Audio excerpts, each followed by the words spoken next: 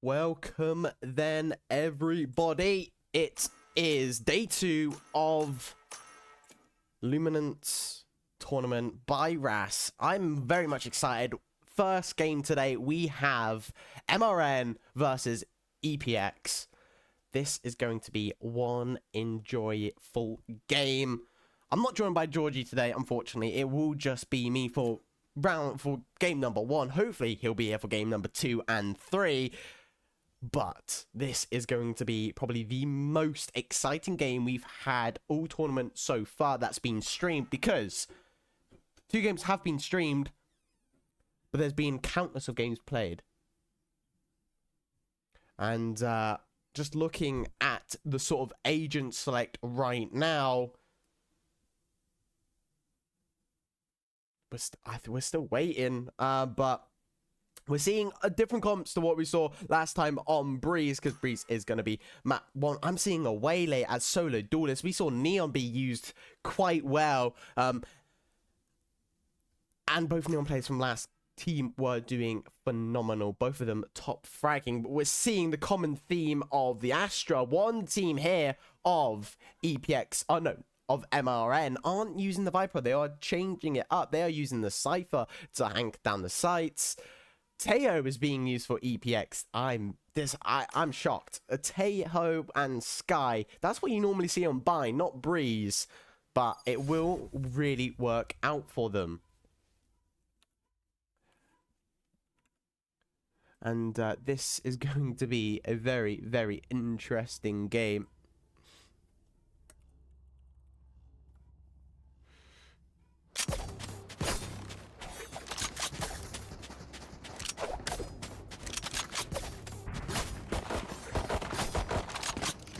There we go. Ooh, let's just see. So we are going to be seeing a quite nice little game. I'm very excited for this. Very, very much. You can just see that on your screens right now. Marine Region versus EmporX Academy. Zowie, the Sova, is the IGL for Marine, and Rin on the Teo. He's IGL for EmporX, or EXA, EmporX, Emperor Academy. And already we're seeing the early opening up of a quick mid default. 4 people stacking it up. You can see Elias here looking towards the elbow, holding his teammates back, and he sees 1, he sees 2, he finds a 3 1 enemy remaining early on, and this is just unfair. It's Rin to find the final kill, and oh my god, already EmporX walking down the mid, catching off guard of the people of MRN coming out of elbow. Elias right there getting probably play of the early round. 3 keys, lovely kills, lovely headshots. That was sensational. And already we're seeing a complete different change of strategy on the sort of nice little eco buy. MRN are really just going to attack this A side, but it's going to be heavy held by 3 players. And those 3 are going to be Superior, Grace, and Ryuku. Might be wrong. Just seeing a little bit of a slow away, and EmporX just looking on the B. Nothing in the mid space, so is this where we see MRN maybe try and go towards this area, try and take the mid? Yes, they're on the eco, but I would still say they are the ones that are controlling the pace of the game. And you can just see Ryuku sky flashing into mid, giving everyone the info that they are either A or B main. No one in that mid area. Look at this. The sky flash tells them there's 1 A. The fast flood in from Pants. He's got caught off by Elias straight away. The rotates are happening as well.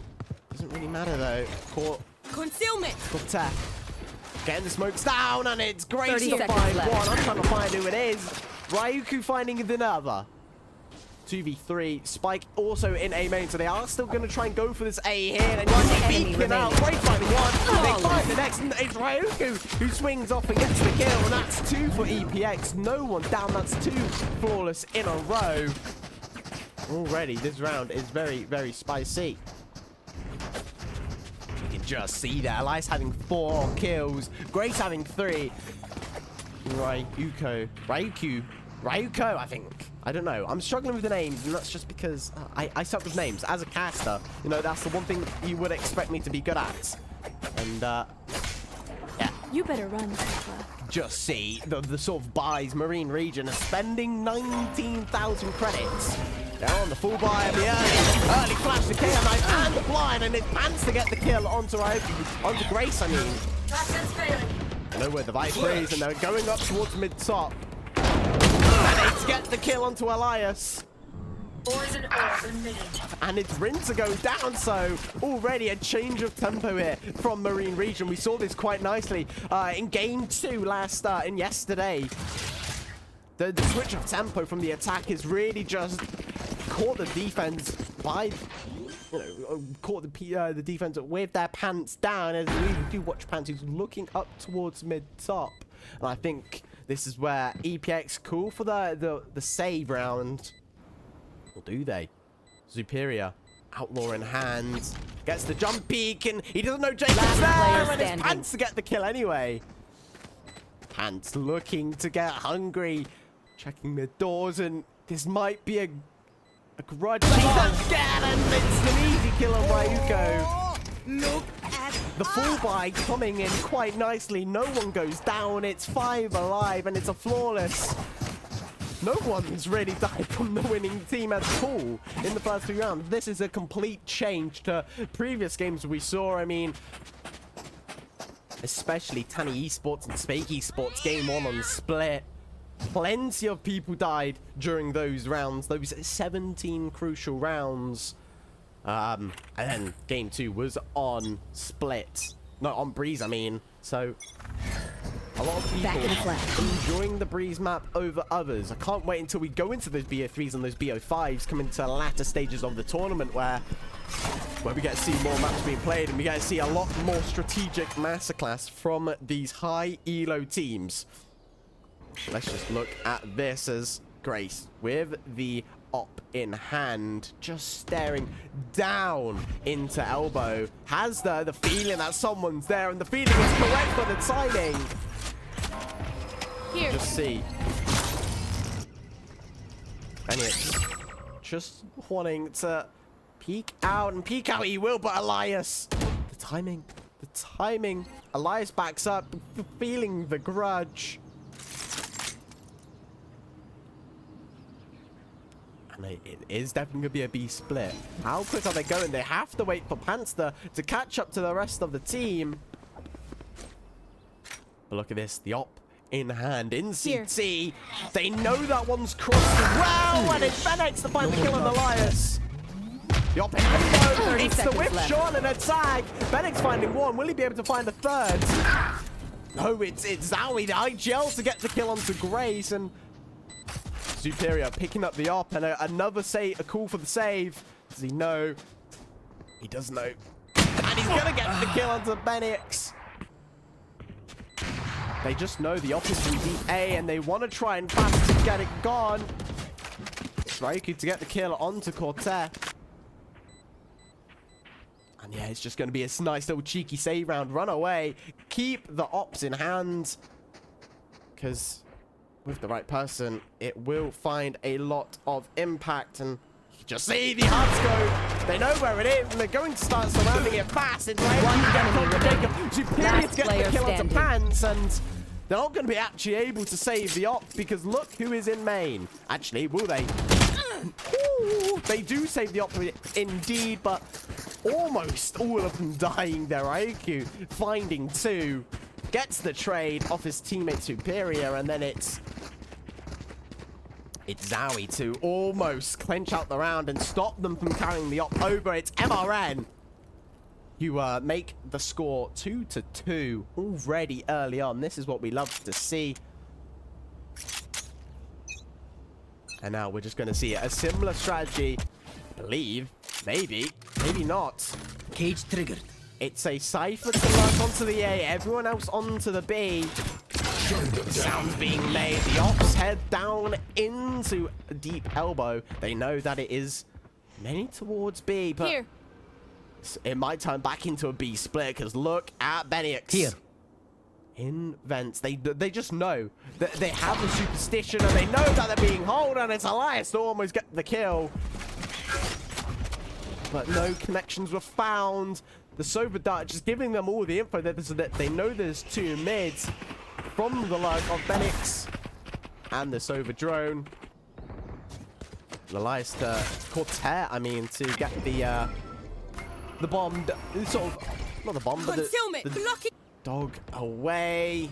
Superior though, Sheriff in hand. We know how the Sheriff can have a high impact, and the 145 dinged onto Jacob. Not able to find the kill though.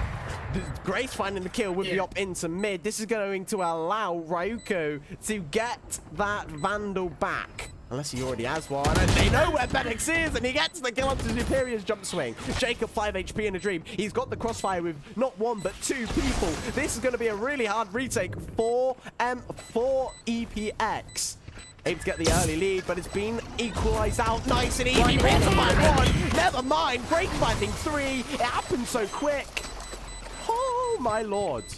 She is mad. That was one really cheeky retake there. 3 seconds left on the diffuser. Plenty of time. Rin finding three. Raikou finding loads. Not finding three, but finds two, and finds one with his ability. 5 HP left on the Sova, and now with the Teo buffs, where his guided missile, I want to call it. I think I might be wrong. I don't know the KO util name, but from going, it now sort of acts as a shock dart. It does damage to Cypher things, Cypher trips, Cypher cams, and also players. So it acts as a Sova, and this is why you're going to see Teo used so much more. And we're going to see Grace hunt it down into the B, follow the Teo drone, get the info, and you know there's one there, but the cam, not the cam, but the trip, and EmporX just lurking up towards that B elbow space. And the smoke into tunnel is going to give them all the info that they need of maybe he has crossed. Sova drone going over the wall, getting a good hide, but it's Elias to find one. It's Benix to get a little bit greedy. Draco gonna have to flash out the smoke. Never mind. Jacob though going to throw fragment. Will end up being used towards the backside. This is great utility to get out the side, but it's not gonna find any sort of impact because they're all playing around yellow. They're gonna play for the retake, and let's just look at Zowie up deep in this mid space, and the Jacob popping the KO ult, and this is just gonna delay the retake ever so longer. Going through the smoke, the op chop being thrown out. They know who's watching it. Jacob the 5-1. Elias and Superior finding 2 apiece or 1 apiece. Zowie with the peek out, finding the kill onto Rin. It now makes a 2v3 situation. Pants though, all alone, trying to fight it. Pants gets the kill on the Superior. Last player standing. He's gonna peek out. Zowie though. Come now, come. Timing, Pants going around. He's going to get the kill onto Elias. Yes, he will. So fancy Will die to the bomb, though, I believe. Just about died. It's going to be Act on my Zowie intel. who stays Don't alive. give them time to reposition. That is a great retake from EPX. Both of these teams starting off hot here. It's 3 apiece, and this is what you love about Breeze. Not only is it an attack-sided map, but it can be defender-sided as well. It depends how you play the map. Are you going for the mid-space, A or B? It doesn't matter. You've just got to pivot somewhere, hold that space, and then play off what the other people are doing. And EPX are doing this phenomenally, but MRN just sometimes getting the best of them. And we can see Teodron being used into that mid space. There's Sky and Jet coordinating Yuto into the mid. They know it's mid. They know it's actually a fast A now. I mean, not mid. They know it's not mid, but they know it's a fast A. And look at Superior. Just going to play around with this. Yuto and Sova. Yuto being used, and it's Jacob and Pants to find 1-1, and it's all up to Elias here. Rin finding 2. 1 with the gun, and 1 with his Yuto. Another 1-3-3 situation. And MRN with the fast flood in. This is what we love to see. It's all up to Elias. Player number 5. Obscuring vision. Just gonna fake the sort of smokes there. Try and give them... They just know. There's no point using you till they're wasting a star. I would just say, you know, they know that you are saving and yes. I must wait a moment. Not getting caught off by the spike, you know. Just nice and easy round, and it's MRN to take the lead for the first time in this game. They've always been on the back foot, but for the first time now, they do have the lead. And what are they going to do with it? I think we're going to see a fast flood towards B. And this might be read beautifully by EPX because look at this. 4 of them on the B. Viper sold on the A. We saw EPX do a fast flood into that mid space, or the walk down into mid. And the Teodron only is going to catch Cypher again. So they think it's maybe a repeat of last round, or 2 rounds ago, and it's great to almost get the kill there. Rin coming in, Pants going in as well, but it's Rin to find the kill. The Astral being used, the rotates away. It's going to be KO of Jacob, who's left alone here in this space. Skydog don't get him in the end. Grace looking into the angle, asking for the smoke. Grace is going to go in. They're going to peek out, and the kill is going to be found, so that's Initiators down. And Superior, let's go over to him. Sheriff shot. Pants is low. Pants is pushing this though. Spike planted. While being a 1-hit, I believe. Let's find Pants. Yeah, 39 HP. A 1-hit to any weapon in the game.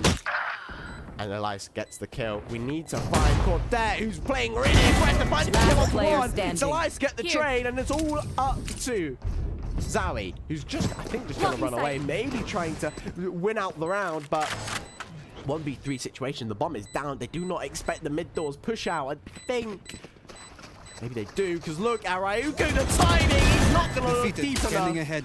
Grace though peeking out, gets the kill onto Zowie. It's back to a 4 apiece here. EPX on the softer buy. Sheriff's wearing hands, and they still win out the round. That is incredible stuff, and that's great eye gelling from Rin. the call to stack B. He read it beautifully, and they are able to equal out despite being on an eco buy. It wasn't a thrifty because they still did have Vandals in hand, and you can really just see that this game is already turning into a quite interesting one.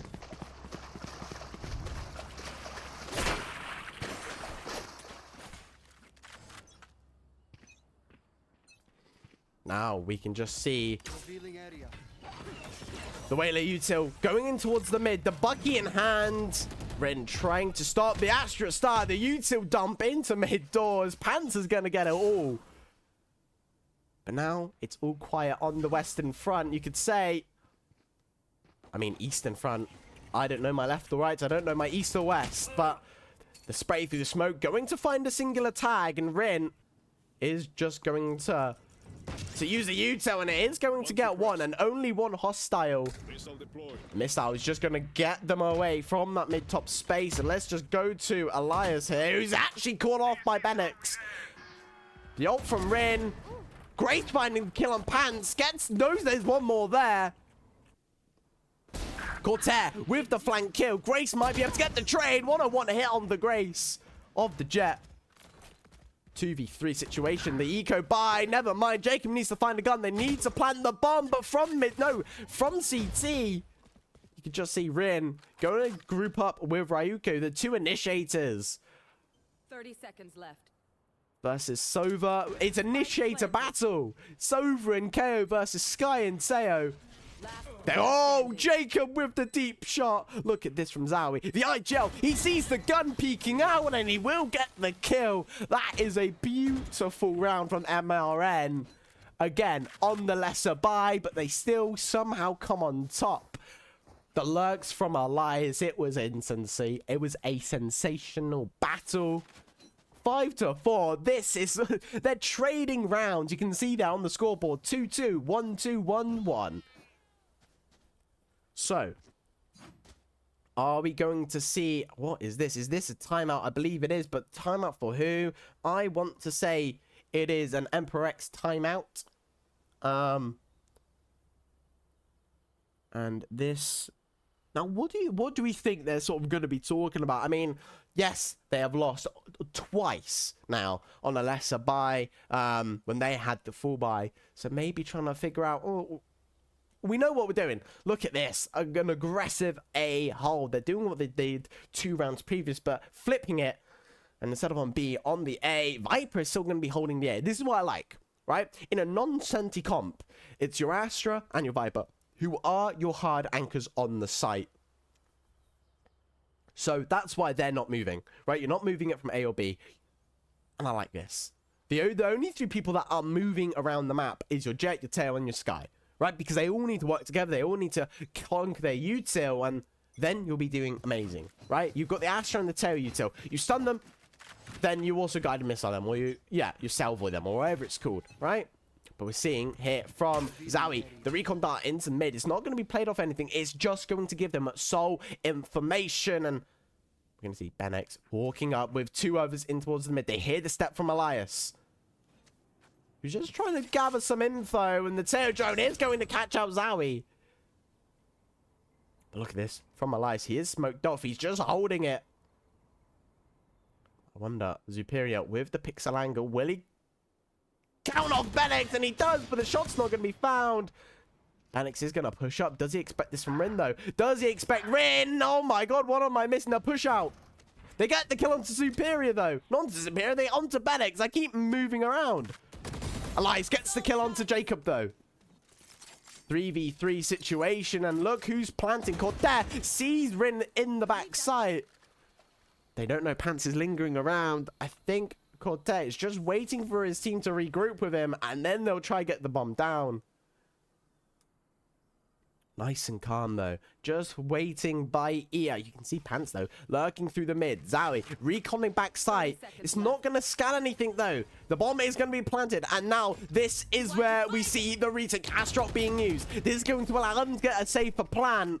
But they're just running it down. This also allows EPX to gain so much ground. And we might even see a retake. You can't retake now. You can't rotate. And it's Elias get the kill. The trades being thrown. Rin is going to swing, and And he's going to find one. It's all left up to the Duelist of Pants. He's going to get a gun. He's going to save. And it's a great retake flooding from EPX. That timeout was crucial. And it's allowed them to win the round. They find 4, unable to find the last. But they don't allow for the plant. So this is going to mean MRN are going to be lacking on the money. And this is turning out to be a sensational game. 2 more rounds left in this half. Will it be a 6-6 half, or will one team take the next 2? This is one thing we've got to ask ourselves. And I think we've got a tech pause. I believe. I don't know. Nothing's moving around. I might be wrong. No, it is a tech pause. It is a tech pause. P10.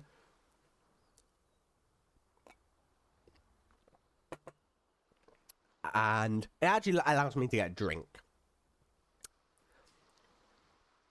But already, we're seeing both of these teams running away with it out of the gates.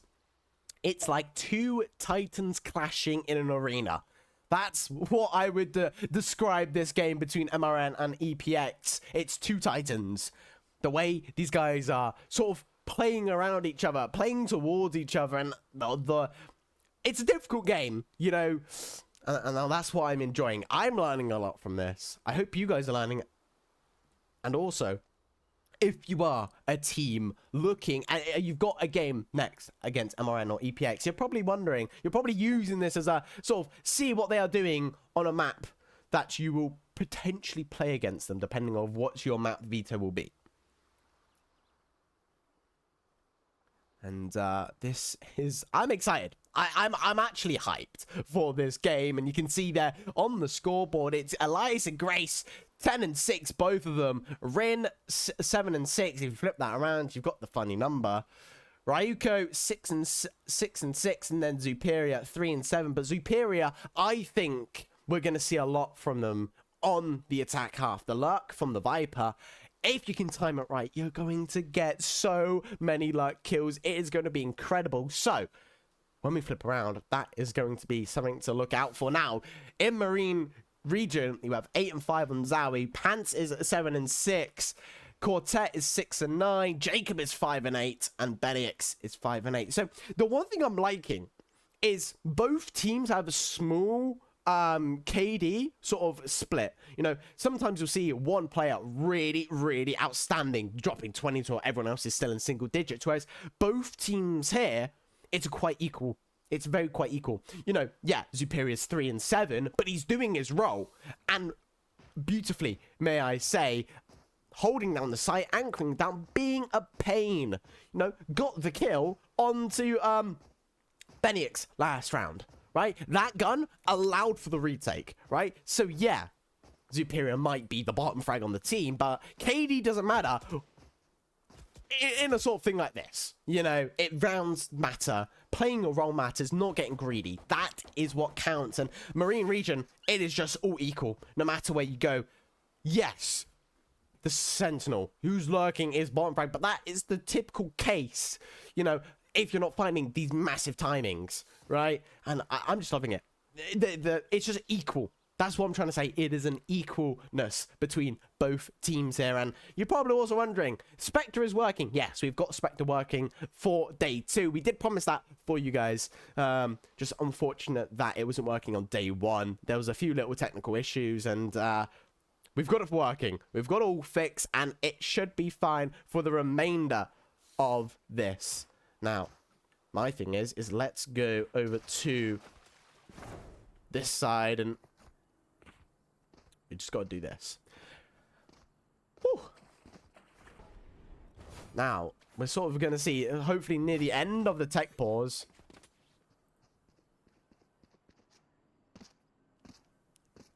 what sort of thing is going to do.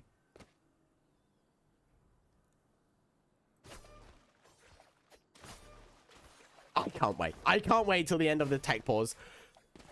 I can't see anything in chat, so that is the little bit of an issue. But it's fine. It's fine.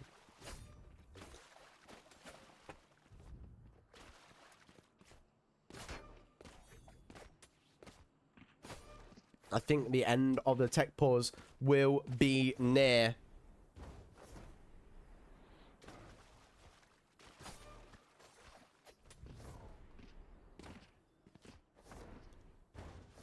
Just sort of thinking. I think someone's crashed. I think that's what it is. The only person that hasn't moved... Oh, I lied. I was about to say the only person that hasn't moved is Zowie. But Zowie has just moved, so maybe... No, I think we are getting ready because everyone is moving. Everyone is getting ready. Everyone's getting in their positions. The R's are going to be flooding the chat right now, I bet. Show yourself. Yeah. End of the tech pause, and we are back to some intense, grueling fighting. The aggression in towards the mid doors. It is going to be fought out. The KO flash is going to be not perfectly timed. It's going to flash pants, but it's going to be a fast flood in towards the A. Rin is going to be in the aggressive angle. He's going to swing out. Zawi's going to find one. Pants, though, he's going to be lurking around. He's going to get the kill. Never mind. The trades are going to happen. Elias, though, going to get the kill on the lurk of Phoenix, and Jacob's going to be down just because he was not in the KO art, and Cortez is just going to be harassed, but oh my lords. Stunned, it does not matter. He gets the kill anyway. Cortez is just holding the angle. The flash isn't going to get anything. He's going to go back to the A main, and look at that firing squad, ladies and gentlemen. This is one hella firing squad, and it's going to be Ryuku to get the final kill, and EPX starting it off strong at the end of the timeout. MRN are going to have to pull something out of their back pocket for this 6-6 half. I think that's what you got to know. 6-6 half is what is needed. And by the way, most of these round wins have happened before the plant has even happened. You can see there, the bomb I don't think has even been planted once yet. Or no, it has. It just hasn't gone off to win the round. And the early aggression in the A main. We're going into the B, and they're just going to allow it. They're going to wait for everyone to be there for the retake. And this is what we love. The Sove roll gonna be used. It's Cortez to find the kill on the sky of Ryuku. The lurk from Superior is not gonna get anything. Cortez finding another. Cortez right now is cooking. He's gonna look for the flank. They know where the jet is, but do they know where Elias is? Out in CT. He sees Zowie jump spotting it there in the main, and Pan's getting the kill, and it's Zowie to get the final. It's a 6-6 half. MRN with a near flawless round. The only one to die there was Pants. That was beautiful from Marine Region. They now take to the defense half, and it's EmporX to show off why their comp is probably the more favorable attacking comp. I would say I prefer MRN's comp for defense. I mean, you've got so much still potential. You've got the Cypher who can be a pain. Just the util from both innies as well. And we're going to see a two-man push into the mid-space, 2 on A, and the Cypher solo hold on B. I'm liking this trip as well, by the way. This trip there, going towards lane and site, it's just beautiful. It's an awkward one, and the early Cypher cam is going to give them all the info on. It spots all 5, ladies and gentlemen.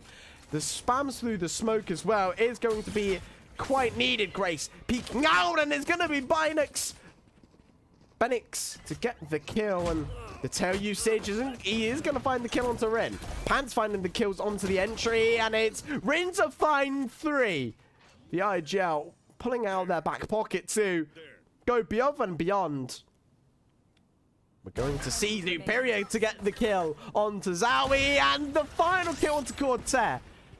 It's Superior and Rin's duo ace. That's what you love to see. 3 and 2. They win the B via brute force. And that's what you love to see.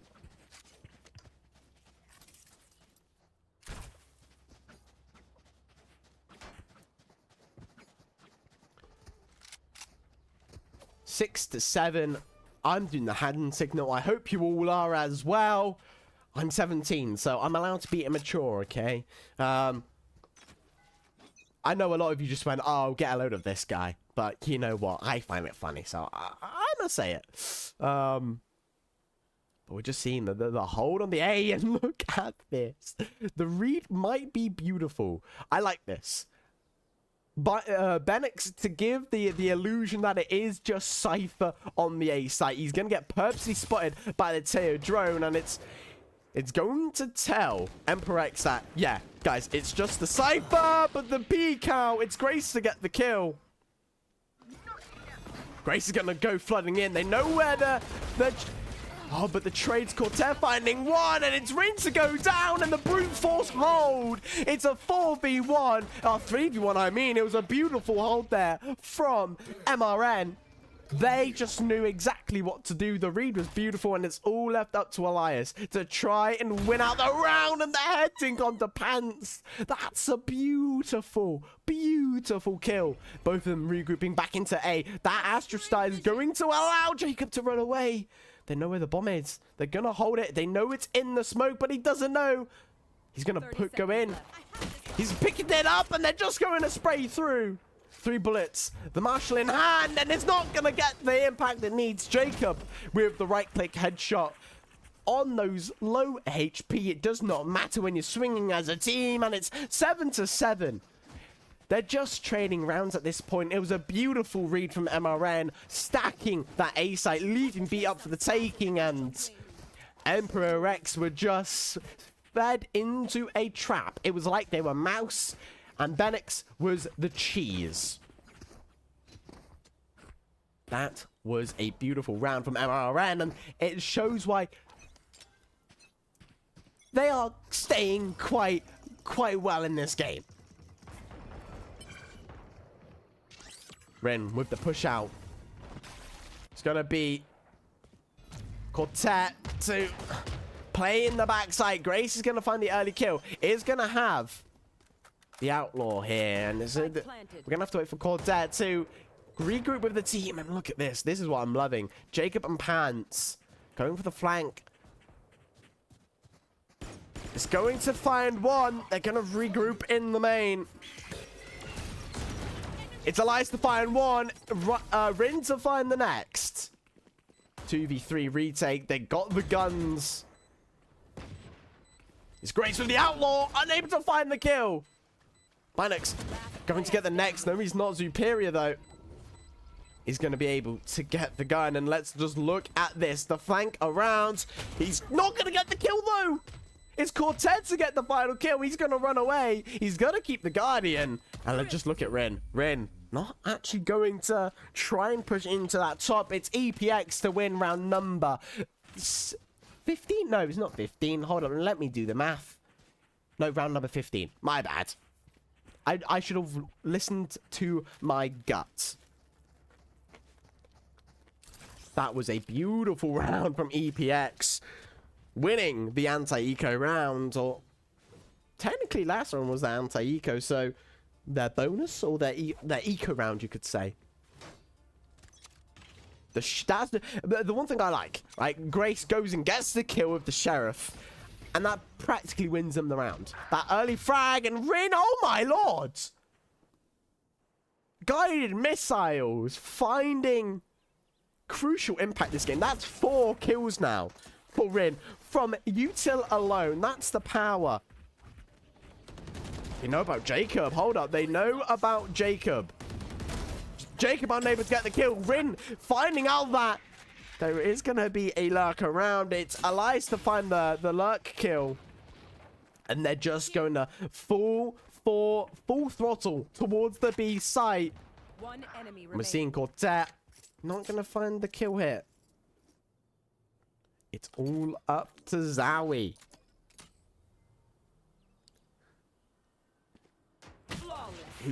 Woohoo! Round number 16 goes to EPX. Finally, we've stopped trading rounds and we see another 2 in a row. That is sensational from EPX, and that is a much needed round. They now take a nice 2-round lead. 4 to go for them. It's 5 to go. No, it's actually 6 to go for MRN. So, I'm very much excited to see what this round has to offer. And we're seeing Elias lurk on the Astra. He's going to be faced up with one person. But let's focus on Raikou and Grace. Going in for the entry. It's Cortez. He's going to try and hold. He's going to be sprayed through the smoke. And it's Grace to find the kill. They get the early frag. What do? Do you full throttle it onto site, hoping that there's only one more there? Or do we play passive? And passive is the name of the game.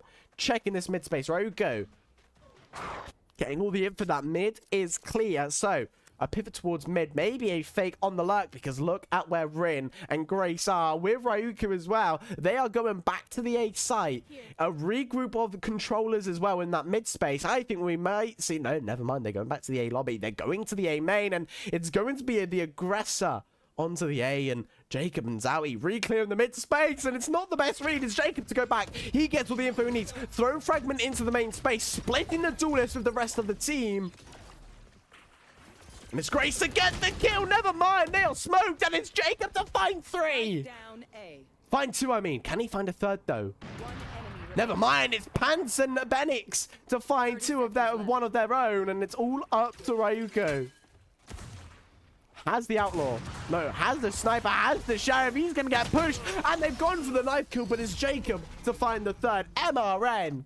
Stopping any sort of advantage EPX had going into the next round. That is 17 brutal rounds of round trading. It is sensational. Everyone grab your popcorn as game number 1 of the group stage day 2 is going to be enticing. I hope the next 2 games after this are going to be the same, because I am absolutely hyped for it. I am ready to rumble. We're seeing already the aggressive in towards the mid. Sky Flash. Superior finding the early op kill there in towards the mid. Actually not finding an op kill, but finding a kill. And the Thrin with Cortez. Let's find Cortez, and he's getting 1. He's going to get another. That's a 3k for Rin. Jacob now, 32 HP. It's a 2v1. Going to see Superior try and push the kill. Try and find the KO, who's holding it with an op. Misses the op shot, and it's Bennex from Bridge to find the kill. That is sensational. Just delaying so your teammate can come in from behind and get the crucial shots off.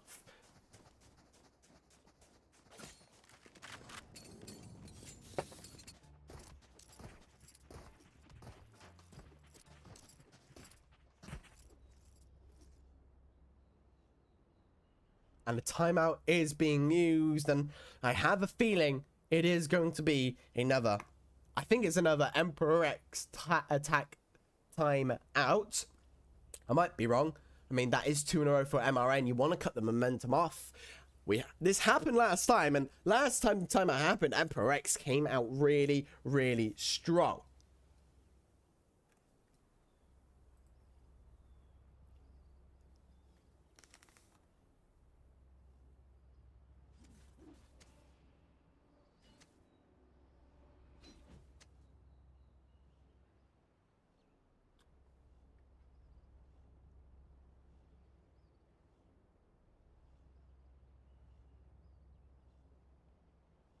But this is already probably the most interesting match we've had all tournament long that's been streamed, because, well, you're going to be going back to no more.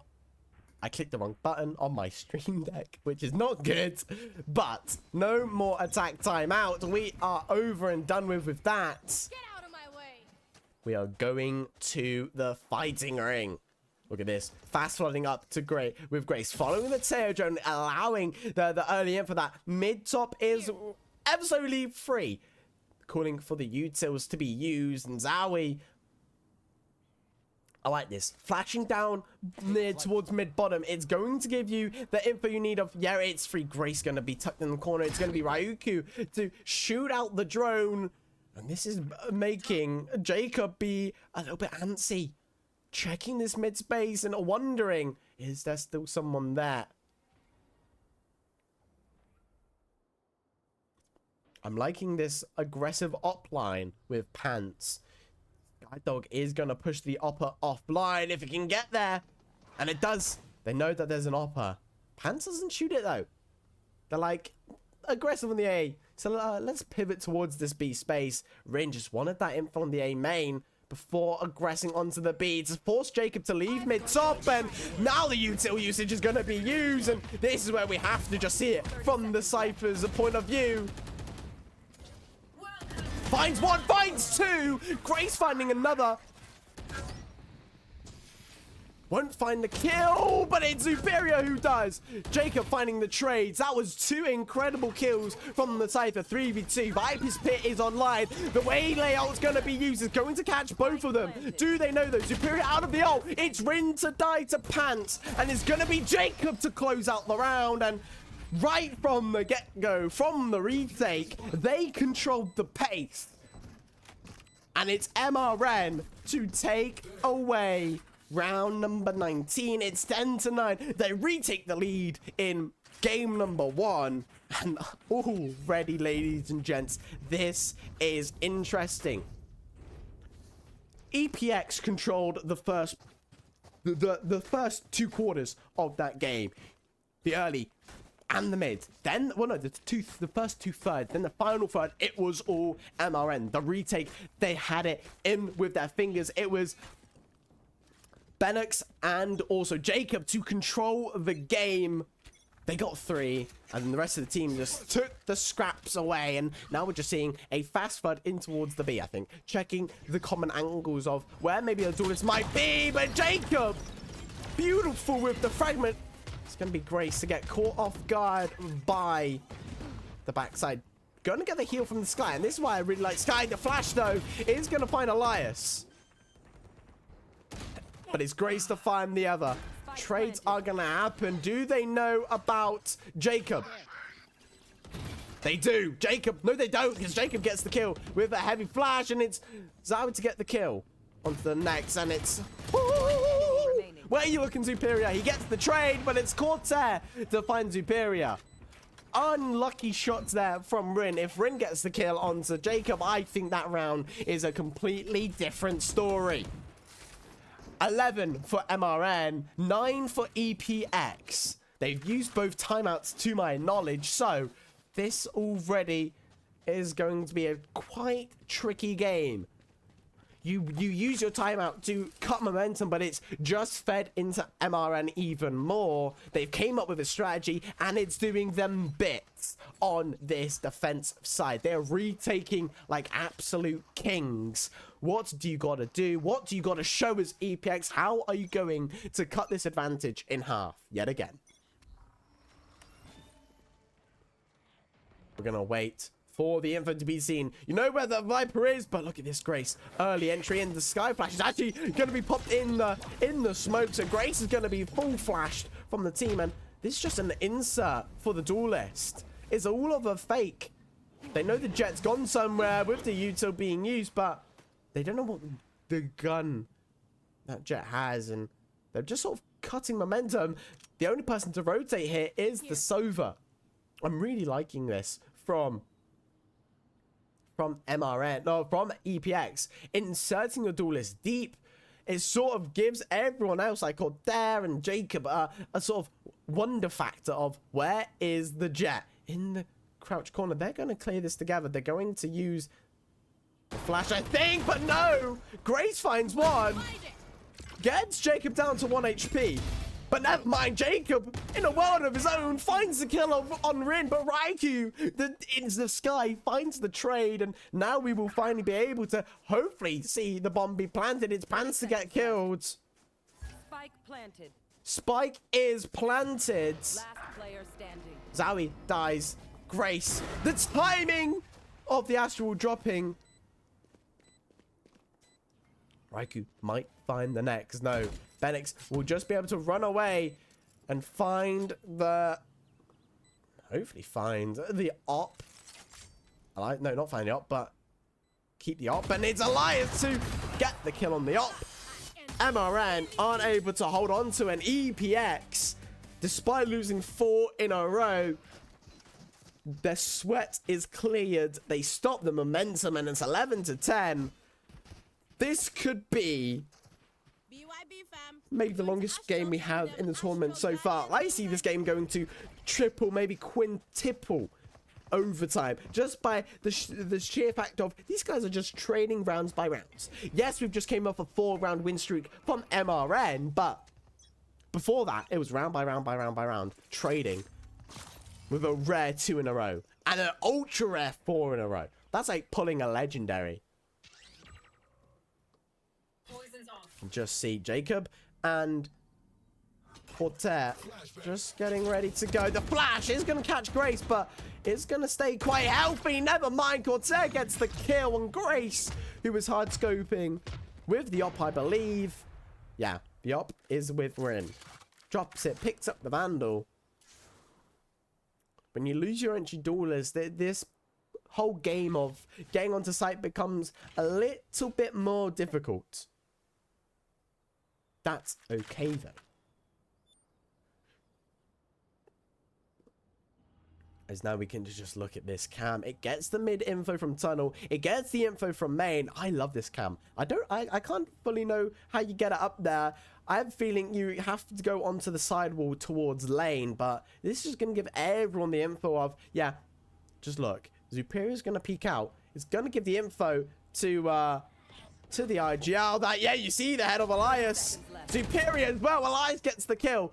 They don't know about Jacob, though. They don't know about Jacob. They're going to peek out anyway, and it's Superior to find the kill. BenX finds one, but Elias gets the trade. It's a 2v2, the 3v2 retake situation for MRN. This is either to take it to match point or to equal out onto 11-11. EPX has every advantage in sight. Man advantage, health advantage. But what can... They get the Vandal from the op. Quartet gets the kill. They know where the op is. They know where the op is, and it's Ryuki to be caught. Pants gets the final kill. It's a great retake situation from MRN, and we go to match point. Round number 22. That is a really cool number. 6.78. 678, you know, that's... Anyway. Giving the op back to Pants. They're double opping. Oh, ladies and gentlemen, this is either going to be an absolute steamroll of a round for EPX because of the lack of firepower via fire rate for MRN, or this is going to be a steamroll for MRN because they're going to get easy pickoffs at long range. We're going to have to find out as we head into round number 23. Match point for MRN. EPX have all the pressure on them. Look at this from Pants. It does give the info of the ops in the mid doors from the shots and the dog as well. And Pants isn't able to find the kill. Grace is going to run it down. You saw the foot. You saw the foot of Pants, but you just don't push for it. Zowie finding the kill onto the Sober. It's Rin not onto Sober, onto someone. I can't remember who. Rin fighting the flank from the BenX. Zowie now getting pressured from the old, and it's Pants to find one. Rin finding 3 though. Grace finding another. It's going to be Grace versus the world here, and it's Grace to get EPX one away to take it to overtime. It's the 11th round win. EPX, amazing stuff. The tail ult to flood Zowie away, and it's going to just allow them to pick off the pieces in backside and main. And that's what they do. And it's going to be a timeout for, I believe, MRN, as we head to a crucial round of match point or overtime. That's what these teams are going to have to ask themselves. And if it does go to overtime, everything's equal. The eco is equal. The ability, everything is just, you know, just everything. And I don't think we'll see that many ops in an eco round. I mean, yeah, you probably will. You know what, I lie. You will probably see an op if we go to overtime, and that's what I hope. I hope we go to an overtime, because yet again, another a trade of round wins. This is a very, very exciting match indeed. And just look at this. I mean, again, like I mentioned before, when we did look at the scoreboard, it was so equal. The tack timeout is over. We are ready to get underway. This, ladies and gentlemen, is going to be one interesting round number 24. It's either match point or it's either heading to overtime. We will find out. We're seeing a 2-2-1. That, the cloud bus is just a second too late. Jacob, guardian in hand, just hunting down. Timing. Superior's gone past. Jacob's going to peek out. He's going to find the kill, and it's an early lead for MRN. A crucial lead as well. The man advantage. And then just look at this. Pants is off the on the off angle. Raikou gets the trade, and Pants is going to peek out, and there's Elias to find one. Corsair is down. This is shambles. 3v2. The ults are going to be used. Grace now going down to the mid, finding the kill onto Zowie. It's all up to Cypher. A 1v4 situation. Sheriff in hand. Grace unable to get the kill. That's the up down. It's a 1v3 now.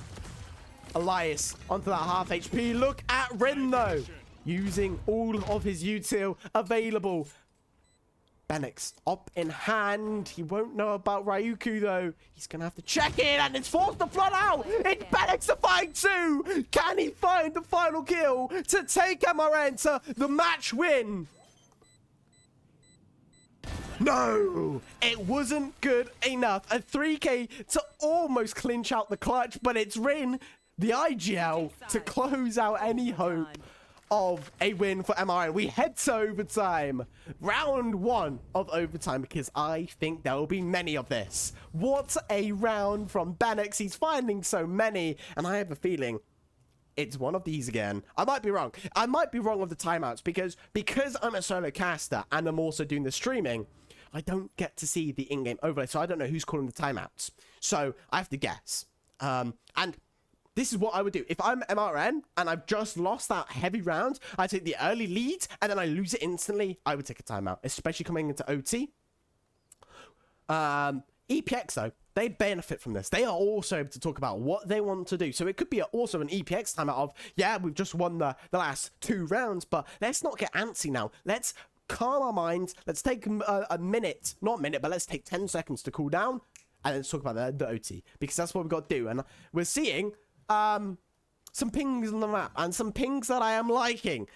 You have, they're sort of laying down their plan of, let's walk down mid. Let's also, you know, I think we're going to see MRN go towards this A area, and I think we're going to see EPX do a repeat of what they did on the pistol round, a walk down in mid.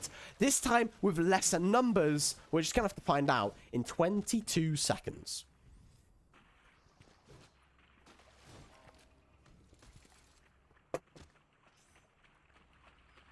The stars are thrown. And the lineups are thrown. I like that lineup. I might have to take it. I love playing Vibe on this map. So, you know, we learn a little bit of tech. And I think we're just going to see a fast flood in. Pants is going to lead the charge for the rest of the team, I mean. Look at this in the backside. Superior and Rin, both of them. They're just going to play safe. They're going to play off, and Grace to find the early frag here. Pants, though, going to get in. Going to find the info, and doesn't know about Superior. The nasty crossfire. Superior finding 1. Rin finding 2. It's all down to Zowie. The IGL 1v5. The bomb has been planted.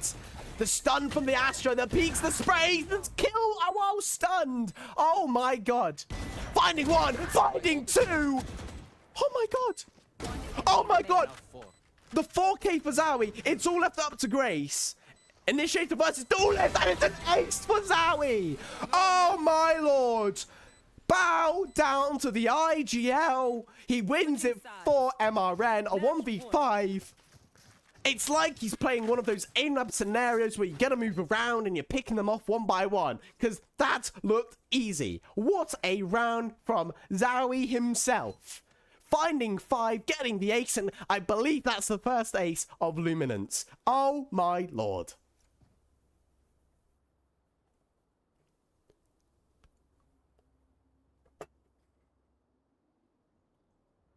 I have a feeling we have a tech pause.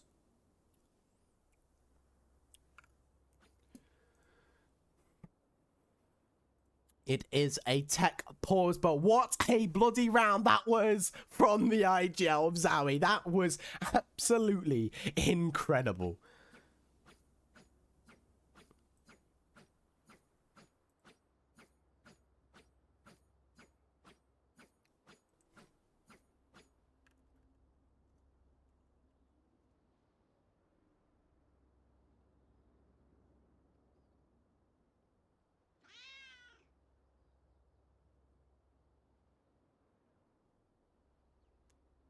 And now we get to see a very incredible. It's back to what it was, what we saw previously of when it was 12 to 11. Is it going to be the match win for MRN, or is it going to be another spectacular EPX recovery round of let's take it to overtime 2? I think he's here. He's joined the Discord VC, but Georgie is here now, and hopefully he's going to be able to cast with me for this final part of the match. Georgie, are you here?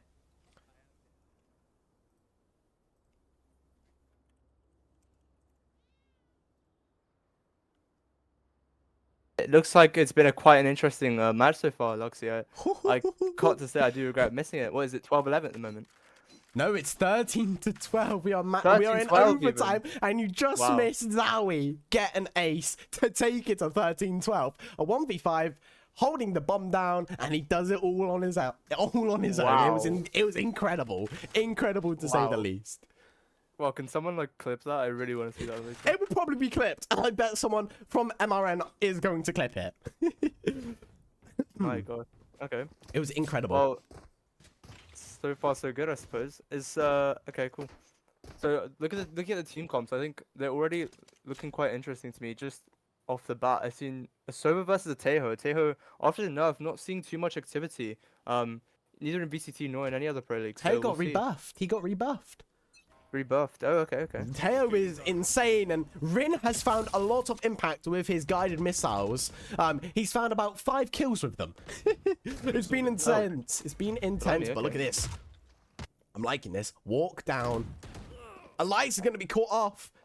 He's going to get 1, and only good enough for 1. The trades are going to happen. Is Benix, the Cypher. He's been cooking this whole game. 18 and 20. And Grace is all alone, but it doesn't matter. Gets the site.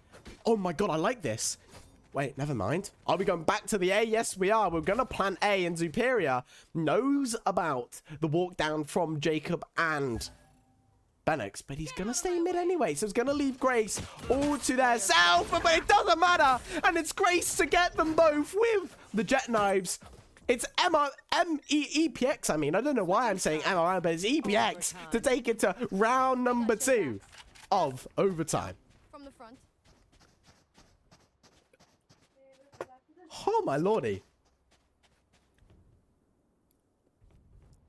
Both teams winning on attack. Will we see both teams win on defense? That's what is the question that I have for you, George. Yeah, for sure. I mean, look, so far what's happened is, well, I haven't been here to see, but I'm guessing the attacker half has been more favorable since both teams have just won on attack.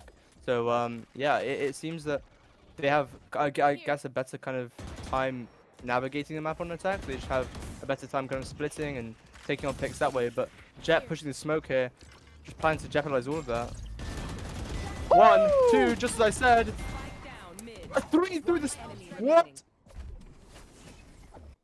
It's all left out the pants now. Could he do what Zowie did 2 rounds previous, finding the ace to take them into the lead? And it might find a kill on Rin, but I don't know. Siberia, he's just going to lurk around. Pillar or triangle. I call that triangle number 2. But look at this. Never mind. Pants just knows he's got the awareness, and it's not going to be good enough, though. Superior's going to find the kill, and MRN, no, it's EPX, I mean, who take the lead and actually do win on defense. So, MRN are forced to win on defense, the least favorable side, I believe, to my knowledge. So this is going to be an interesting round, Georgie. Yeah, I mean, MRN knows that they're in trouble now. If EPX gets this round, it's all over. And that defense round was actually quite critical, I think, for EPX to win. So yeah, they Memoron really need to step up their game for this one. It's all for nothing, all or nothing. Oh, absolutely. And we're seeing a nice cheeky bit of aggression towards the mid space. Pants with the op online, not going to have any armor, so stuck at that 100 HP in Superior. This might be insane, aiming a little bit high, but Superior, I think they just realized maybe they've gone up, and I think they're just going to leave it, not peek the mid space. But the only problem is to go to B, you do have to peek the mid. And it's a... Okay, Pants. The flick right towards the chest of Ryuku. That is an absolute nasty shot. Seemed simple, but I would have missed it somehow. And it's Jacob holding down this mid space. We saw Elias do this on the pistol, finding 3 from the same position. But Jacob's only finding 1. He gets traded off by his teammate Benex, and it's Grace to find 1. Saw this position not that long ago. Finds the kill onto Pants. 2v2 retake. We've seen EPX win this before. IGL versus IGL. Player standing. Grace getting the kill onto Zoe. It's all up to Benex. He almost did a 1v4 clutch. Can he do a 1v2? Rin, though, I think is just going to run back to main and play his abilities. I don't know if he has ult, but he's just going to play the abilities. He doesn't have ult. Locating targets. With a pre-fire. Grenade is It's live. dangerous. He's gonna get half, but he's gonna be stunned. And it's EPX to win the round, 13 to 15. EPX win on round number 28. And what a map one that was indeed. Oh my lord. We shall be back for map number 2, which you will see who they're up against very, very soon. I'm very excited for that game. I can't wait to see who will be playing, and now we'll have Georgie for the full game instead of just the final 4 rounds.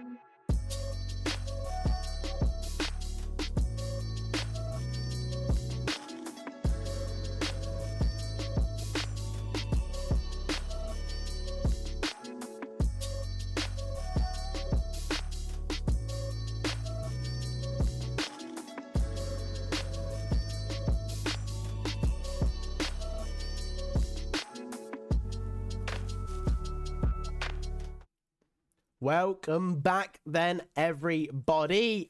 It is game number 2 here for the lovely Luminance tournament by Ras. I'm joined by Georgie for the full game. Hello, Georgie. How are you doing? Hello. I'm very excited to see the team comps on this map. Looks like they're going to be the Chamber, which is actually quite unexpected. A Yoru pick early from a Raven. I do think that's going to be interesting. Once again, completely and utterly advantageous for their side. Just a quick rotates, gonna just give them every advantage which they need. Once again, the double smokes coming out. What it looks like from both teams, Viper and Brim, quite standard to see on Bind, don't you think? Yeah, absolutely. And this is going to be one very interesting game, to say the least. I love Bind. Bind is a very unique map. There's no mid space. It's only A, it's only B, but it's teleporters. Yeah, there's a lot of tech you can do with the teleporters. So I can't wait to see how these teams can manipulate that, because, you know, with a Chamber and with a Yoru, you time the TP right, it's going to make a clutch factor quite interesting. The one thing that I find very weird, and the stream will struggle to see because of the overlay, but the Clove for AE. There is a Clove. Aqua, Edge are running Clove over a Brimstone, which I find quite bizarre. Everything else is completely normal. You know, your Sky, your Chamber, your Raze, your Viper, completely normal, right? But a Clove. Yeah, for sure. A Clove is not conservative. It's not normal, but I mean, the way which I think they play might just take into account why they've made that choice. Furthermore, there's one more difference in the team comps, which we don't usually see. It's also a Fade versus a Sky. What do you think is going to be more useful for this map? One's an initiator that is used to take like space in Sky Flashes, Sky Dog, etc. And the other is used to recon. So with Ollie starting on the defense, do you think it's going to be more efficient for them to have a recon initiator, or? I think I actually I think the Recon and E will do absolutely bits on this team. You know, it's going to allow that Raze to go in sight and have that protection. Whereas Sky can clear the close angles, but doesn't give and the flash obviously tells you if there's someone there, but it doesn't tell you where. And that's why I prefer the Recon Innie over the Sky. But if you're running double Innie, then you run Sky Teo, Sky Fade, or something like that. Or Sky Gecko as well does work. Yeah. We're seeing right now a little bit of a fake towards A, over towards the B area. Now, one thing I do like about this map, it allows for over-rotating. The Yoru, quick and decisive with how you play. It does allow, when we're seeing the push into sight, Raven in the back. Trying to find him. There we go. Not finding one. It's Fair Jimmy. I'm just gonna go Fair because I struggle with that name. That Fade, the Viper's name is so weird, and it's handy to find one with the paint shells. That's why I love Raze. The paint shells are so lovely. But let's watch Hanny as the Viper in the elbow getting caught off. Miniwoo getting the trade. And it's Hanny not able to get the last. Woohoo! It's Carl to close the round down, but oh my god, that was a close round there. Spa was able to do absolute wonders with the Ghost. I wish my Ghost did that. Yeah, me too, honestly. I think it was well played from both teams. I think the call for a quick retake by AE was actually quite a difficult one to make there, because his first round you never want to be just kind of running into first problems, just backing off like they did. But I think the call was beneficial. They were able to get the spike down quite quickly, but just the over-aggression, I think, is what killed them. Raze knocked down to 50 HP just from trying to exit back out of backside. So it's just the small things. And now Ollie with the gun advantage, let's see what they can do to convert this round into a win.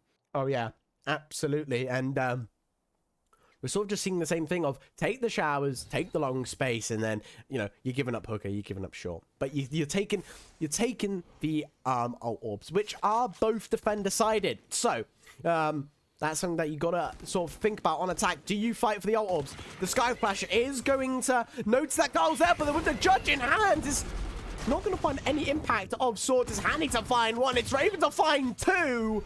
These guys are holding A down for their lives. Hanny's paint shells finding yet another kill, and it's all left up to take. As Hanny has just got slipped through. Might be able to get the kill on to take the TP. Oh, you love that from Take, but it's Hanny to get the final kill. Cooking on the Rays, getting 2 of their 4 kills with Util. And that's what we saw Rindu in the previous game on Breeze on Teo. And that's what I love. I love abilities that can kill people because it means I have to do less of the work. Yeah, I mean, it was almost a flawless round that round, so it is kind of just a quick and easy job for Ollie so far. Let's see how they can like adapt towards AE now that they have the stronger buy. Everyone but 2 on full armor as well. I think AE is going to play a bit more conservatively here. A bit of a default running. Sushi Sama, IGL on the initiator role. Just doesn't clear Fejmir. I think that's how you say it, Fejmir. I'm gonna just go me. No, Fejmir. We'll go Fejmir. If I get it wrong, I get it wrong. I'll get it right for when we see these guys play in, you know, the playoffs. Because I can't wait for that. That is going to be interesting. But, obviously, you have to get through the group stage first. And look at that firing squad. Sushi and Hanny. Yeah. Oh, and Mini Woo, I mean.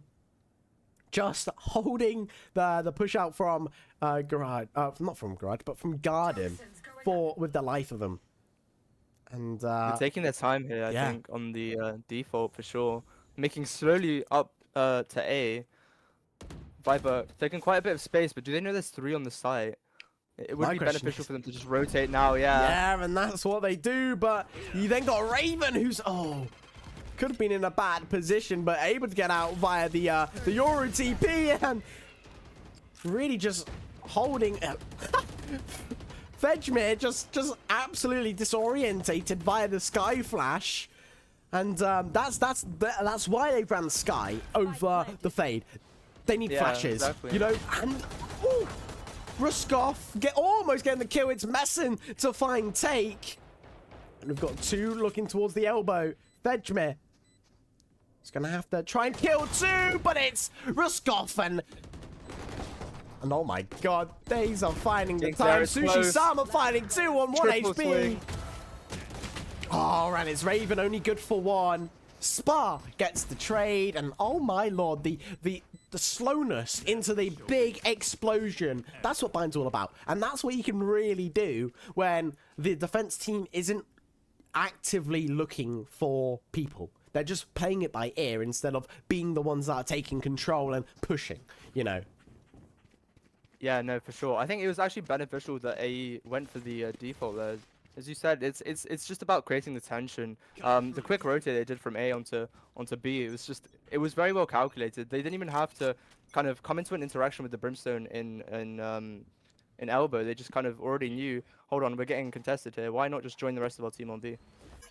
It looks like a similar approach to this round as well. A bit of a default. No one's taking too much space, but rather waiting for the defenders to get greedy, waiting for them to try and peek and Staircrosser instead. Yeah, absolutely. And we're seeing a slight different sort of hold here from Olympus of 3 on the B. The Yori is just any sign of contact on A, the Yori's out, right? And it's a good idea because then Hassan can just stay. No, Messin can just stay on the B, and they won't know about it. But look at this. They rotate away from A, and they're going towards the B. Let's watch Hanny here, as this is going to be interesting. Carl is going to take first contact, and it's going to be an immediate rotate for the rest of the team. Paint shells are going to be used, and Spar, I wonder, will you push this? Part passing out, Miniroot finding 1. Maybe finding more. Hanny with the ult. It's going to find Sushi Sama. They don't know about Spark quick until he peeks out. Take, though. Gonna get a hit by the paint shells. Hanny is going to get a 4-piece. 1 with the ult, 1 with paint shells, and 2 with the gun. The util usage from this raise is absolutely immense. It's winning his team these crucial fights, and it's allowing his team to propel 3-1 early on. This is what I love to see. Yeah, for sure. I'd say Ollie fairly pulling ahead here, forcing AE onto the weaker guns. It's definitely going to be hard to kind of hold down the bind sites, especially with a couple sheriffs and a bandit.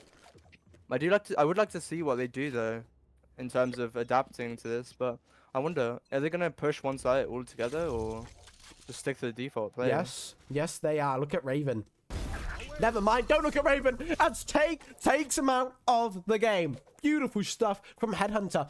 Probably the most overpowered gun in the game, and it's Hanny to try and peek out. But the new gun, the Bandit, if used correctly, it is so overpowered. It could be better than the Sheriff. The double dink, it moves the head away, and beautifulness from Mini Woot there. See Messin up towards the heaven now, looking towards the showers. 3. Oh my god, it's Carl who's in the absolute critical position. He's finding one. He's running around. It's Sushi Sama to get the one tap. The razor used from Mini Woot to get the kill onto Messin up in heaven. Mini Woot though, looking towards the CT, waiting for the push out. The timing is being found though. Vegmir not pushing out. Low Mini Woot. I get a kill on to Take. Never mind, they know. I like this from Take. You know where the Viper is. There's no point pushing and giving them maybe a free kill, despite having the Judge, which is an absolute bullet, an absolute tank of a weapon up close. Just let them save. You know, it's messing up their eco, and just hold the bomb and keep your man advantage and keep your eco good for the next coming rounds. Actually really surprised that they were able to convert that eco into a very successful round. 4v1 now at the end scoreline, so we just have to contemplate what did Ollie actually do wrong in that situation for them to end up in this predicament here.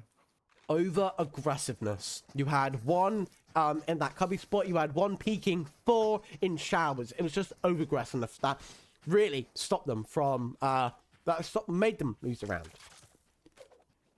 Yeah, I mean, I have to agree. But now look how the tables have turned. Ollie forced into the weaker weapons. A Stinger this time with one hero rifle. How are they going to be able to play around this hero rifle? I wonder. If you see it quite a lot in VCT, one hero rifle, but I wonder how they're going to be able to convert it. Yeah, and I mean, if you're right, you've just got to set up the man with the rifle, and you just see Ruskov peeking 3. He knows they all have sheriffs. What about Take though? Take with an angle here. Not helping Ruskov. They don't expect the push out, I think. You can just see they're setting up Hanny to take the space, and then I love that. I love that from Raven, just TPing out. You've tried to contact up, be sure there's no one there, so you just run back. You go to play your sites. This is phenomenal. This is smart play. That's that to keep it simple without the extra use of my vocabulary. It's just simple. It's good smart brain gameplay. That's what we love to see. Shusi Sama calling for the pivot towards the B site now, I believe. You've got... Yeah, slow but steady kind of increase here. They don't know anyone's not in hookah though, so they definitely will need some sort of utility to clear that. A shame Sky's gone up long. Uses the flash to clear out close. Finds no one. Both players playing quite deep in sight. This will be a problem if they start to get swarmed with the heavier weapons. It's a fake! Mini Woot! It's a fake! That's why Mini Woot was lurking around in the showers. They fake the BXQ, get the orb, get the plant down, and Sushi Sama somehow has the old and Messin keeping Raven alive. But I love that aggression though. That early frags, it keeps them to have the advantage going on to the rounds. The Outlaw in hand. It's not going to find any guns. Raven giving the team all the info they need. Sushi Sama finding one. He's going to find another. Spar behind. Finds someone in the smoke, and it's... Woohoo! Hanny gets the kill on Ruskov, but Spar Quick gets the kill on Hanny. You love the trades, and that was a phenomenal round there from Aqua Edge. I do think Aqua Edge is very, very good at making these quick set plays, just being very explosive onto the sites. Like the call for the quick rotates and the fake is just completely what's carrying their game at the moment. I think Carlos there from Ollie tried to make a quick timing play, if you saw, by peeking out the smoke at a particular time. Unfortunately, it was not met and ultimately lost the round. But I think things like that from Aqua Edge are definitely going to carry their attack off here. Yeah, absolutely. And we're just seeing sort of, I think what they're going to do, Sushi-sama gets the orb on A. They know that Carl is holding this angle, but get the orb, pop it instantly. Gives you that info. No, they don't pop instantly. Because the thing about the cabbages, if there's 3 going towards the A area, you know that B is the weaker side. I mean, to be honest, if you play Bind enough, you know that B is typically the weaker side when they're running the Viper, because Viper is the lone anchor, and I love this from Hani. I love this. Beautiful. That gives you all the info you need, but the push out from, the trade is all beautiful. Carl is left alone on site. They peek out of the Viper. Never mind, Carl finds 3. Oh my lord. Carl on the brim. They've not planted the bomb. Does he know? He doesn't know about the chamber. He doesn't know about the chamber. He gets the kill on Carl. It's a 2v2 retake situation. Hake doesn't know. They don't know about the Viper behind. They don't know. Yes, they do. Fetchmit unable to get a kill with Sushi-sama and Sake to hold it with brute force. From look like to be a losable round, they turn it to a winnable scenario, and they take the score. They take the lead back. No, they take the lead for the first time, actually. And whose timeout is this? It's Ollie's, OLY. Yeah, I mean, I think it's a perfect time to take a timeout, to be honest with you. They were leading the game up until this point, and there's going to be a second eco round, and so they're definitely just struggling at the moment to convert these individual plays by people like Carlos and Hani into actual rounds here. They need to see more coordination with the team, especially with the Fade Util. I mean, you see dogs coming out, but they're not getting too much value at the moment. I think that's the problem. If you look at Sushi-sama on the Sky on the opposite team, 5 assists already, definitely helping with those explosive plays onto the site. So it is just all about who's going to play off each other better, which team is going to coordinate better, and yeah, which team makes more unexpected plays. What do you think? I really don't know. And I had to think about the explosive plays. They're being explosive on the execution, but that whole sort of start of the round is work the map, gather the information, work out who's where and what they're doing, and then explode. Throw a fake here, like what they did 2 rounds ago with Mini Woo in the showers, and that's what's going to win you the rounds. Explode, but only to a certain level to get the bomb down. Once you get bomb down, that's when you need to swap it back to slow and passive, and you turn the attack into the defense, and you've got to hold. And now we're seeing a sort of same default of a 1-1-3. Look at this. I'm loving this. The push up, the Hani with the raise hold, and that could have been a untold story. Mini Woo just throwing out the Roomba. Boombot is clearing all the necessary angles. They know there's no one close. And Take, with the brim smoke, it knocks him off the angle, and he just can't take it. He can't hold the angle. He's got Tour de Force, but it's not going to find much impact where he is currently because the brim smoke. Carl, though, just peeking out, and he does get tagged for 80. Half health is gone. The TPs have been met. Oh! Raven TP'd! You hear the TP sound, but he TP's back, so there could be an idea that there's someone flank, but they don't know, because they don't hear the push out, and now we're just seeing Ruskov get killed by Ray, and Mace messing down to Hani. Trades are happening. Hani finding so many kills, and the showstopper's not pulled out in time. It's all left up to Carl. And he's not able to get the kill, so Sparkwick closes out the round. But if only that showstopper Razor came online quick enough, Olympus could have took the round by storm.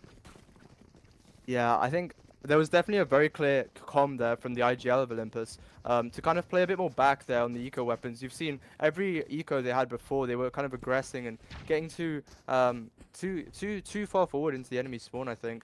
But there was definitely a clear kind of comm, and I'm not sure it was the correct play there, unfortunately, as they just kind of got swarmed by the heavier weapons.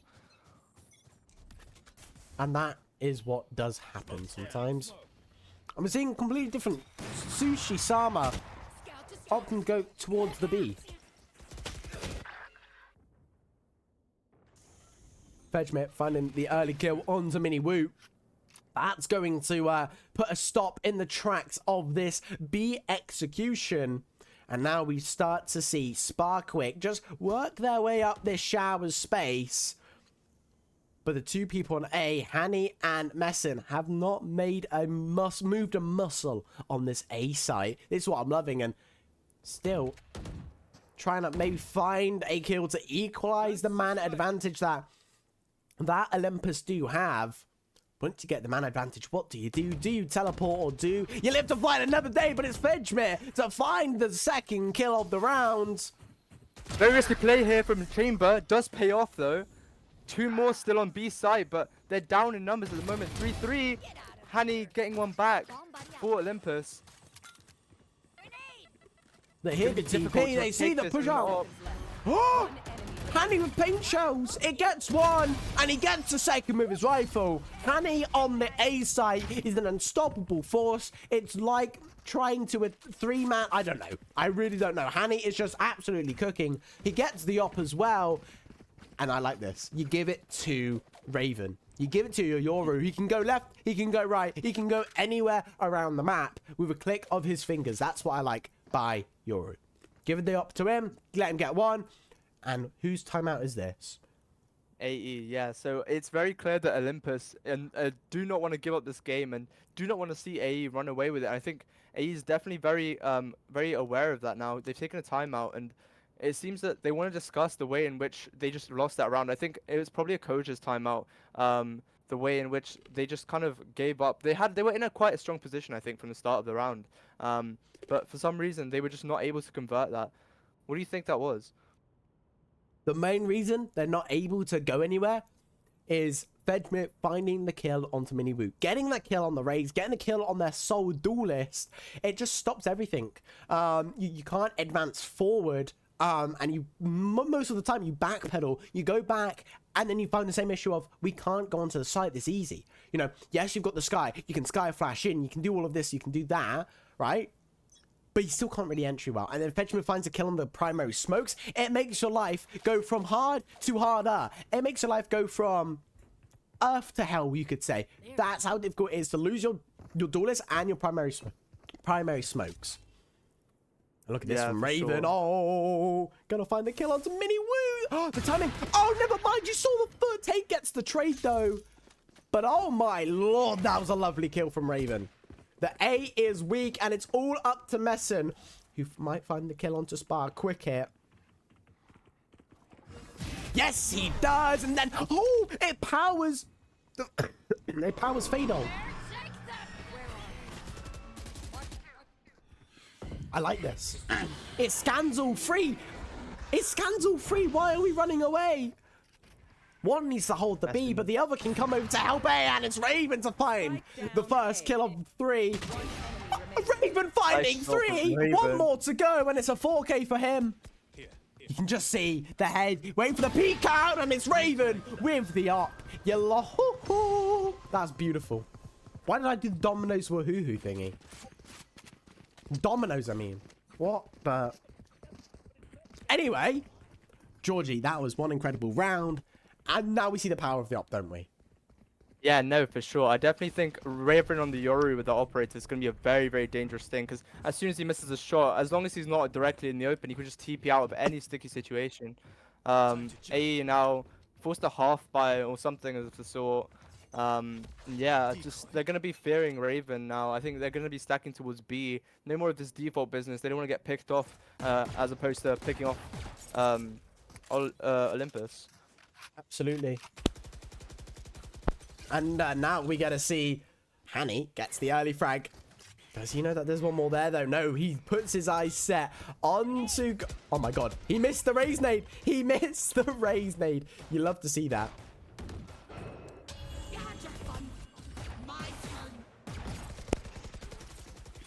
They know that A is heavily stacked. They're still peeking out. Sushi-sama finding one, and Messin finds the other. That's round over. Messin holding the site with ease. Oh my lord. Last round before the switch. I dare say that was quite a risky peek there from Chamber, from Take. He just peeked out of the Viper wall without any concern. forcing Sushi Sama to kind of try and trade him, but both end up getting picked off. Every round is still a winnable, and I don't think they should be throwing it away like that. 6-5 now to Olympus. Hani absolutely demolishing, going 17 and 8. Hard to see this game going any other way. Absolutely. Well, look at this. Back to the A we shall go. Sama knows that there's one A, and finally the cabbages are out. Peeking through, and look at Carl. Look at Carl. He's gonna have Mini Woo hunt him down, but already the Viper Pit has been vanished from the map. Messin finding the kill, and you know that Riskoff is there. Riskoff finds the kill and trades them away. So it's back to 3 apiece, and do we call for a pivot back? Do we backpedal? But no, Raven finds one. He's looking back towards Lamps. Sushi-sama, if you swing, you die. If you swing, you die, but the timing was found. Sushi-sama finds the kill on Raven. B is a wide open site. The bomb should be planted. And now we have a massive brawl. 2v2. What do? You play aggressive. They know. Take finds one. Hammy finds the next. It's all up to Take. The timing. Oh. Unable to find the kill onto Hammy. Take 1 HP with a dream. Gets the tag onto Hanny now. 1v1. I love this. Just moving around, being unpredictable. That's what Chamber's all about. Pushing up though. He knows he's won. He knows he's won, but you see the hand before you see the face. It's Hanny to take back the lead, the massive lead. 2 rounds now in a row for Olympus. Actually, it's 4 in a row for Olympus. That is amazing stuff, and that is a 7-5 half. Beautiful stuff from Hanny. Not getting over aggressive, realizes he's 1 HP, waits for the bomb to be planted. It does not get planted, so he's anticipating the push. He moves back, gets the kill. Beautiful stuff. Unlucky there from Take. And now we swap sides, and we have the timeout. So we shall see you guys back after half time.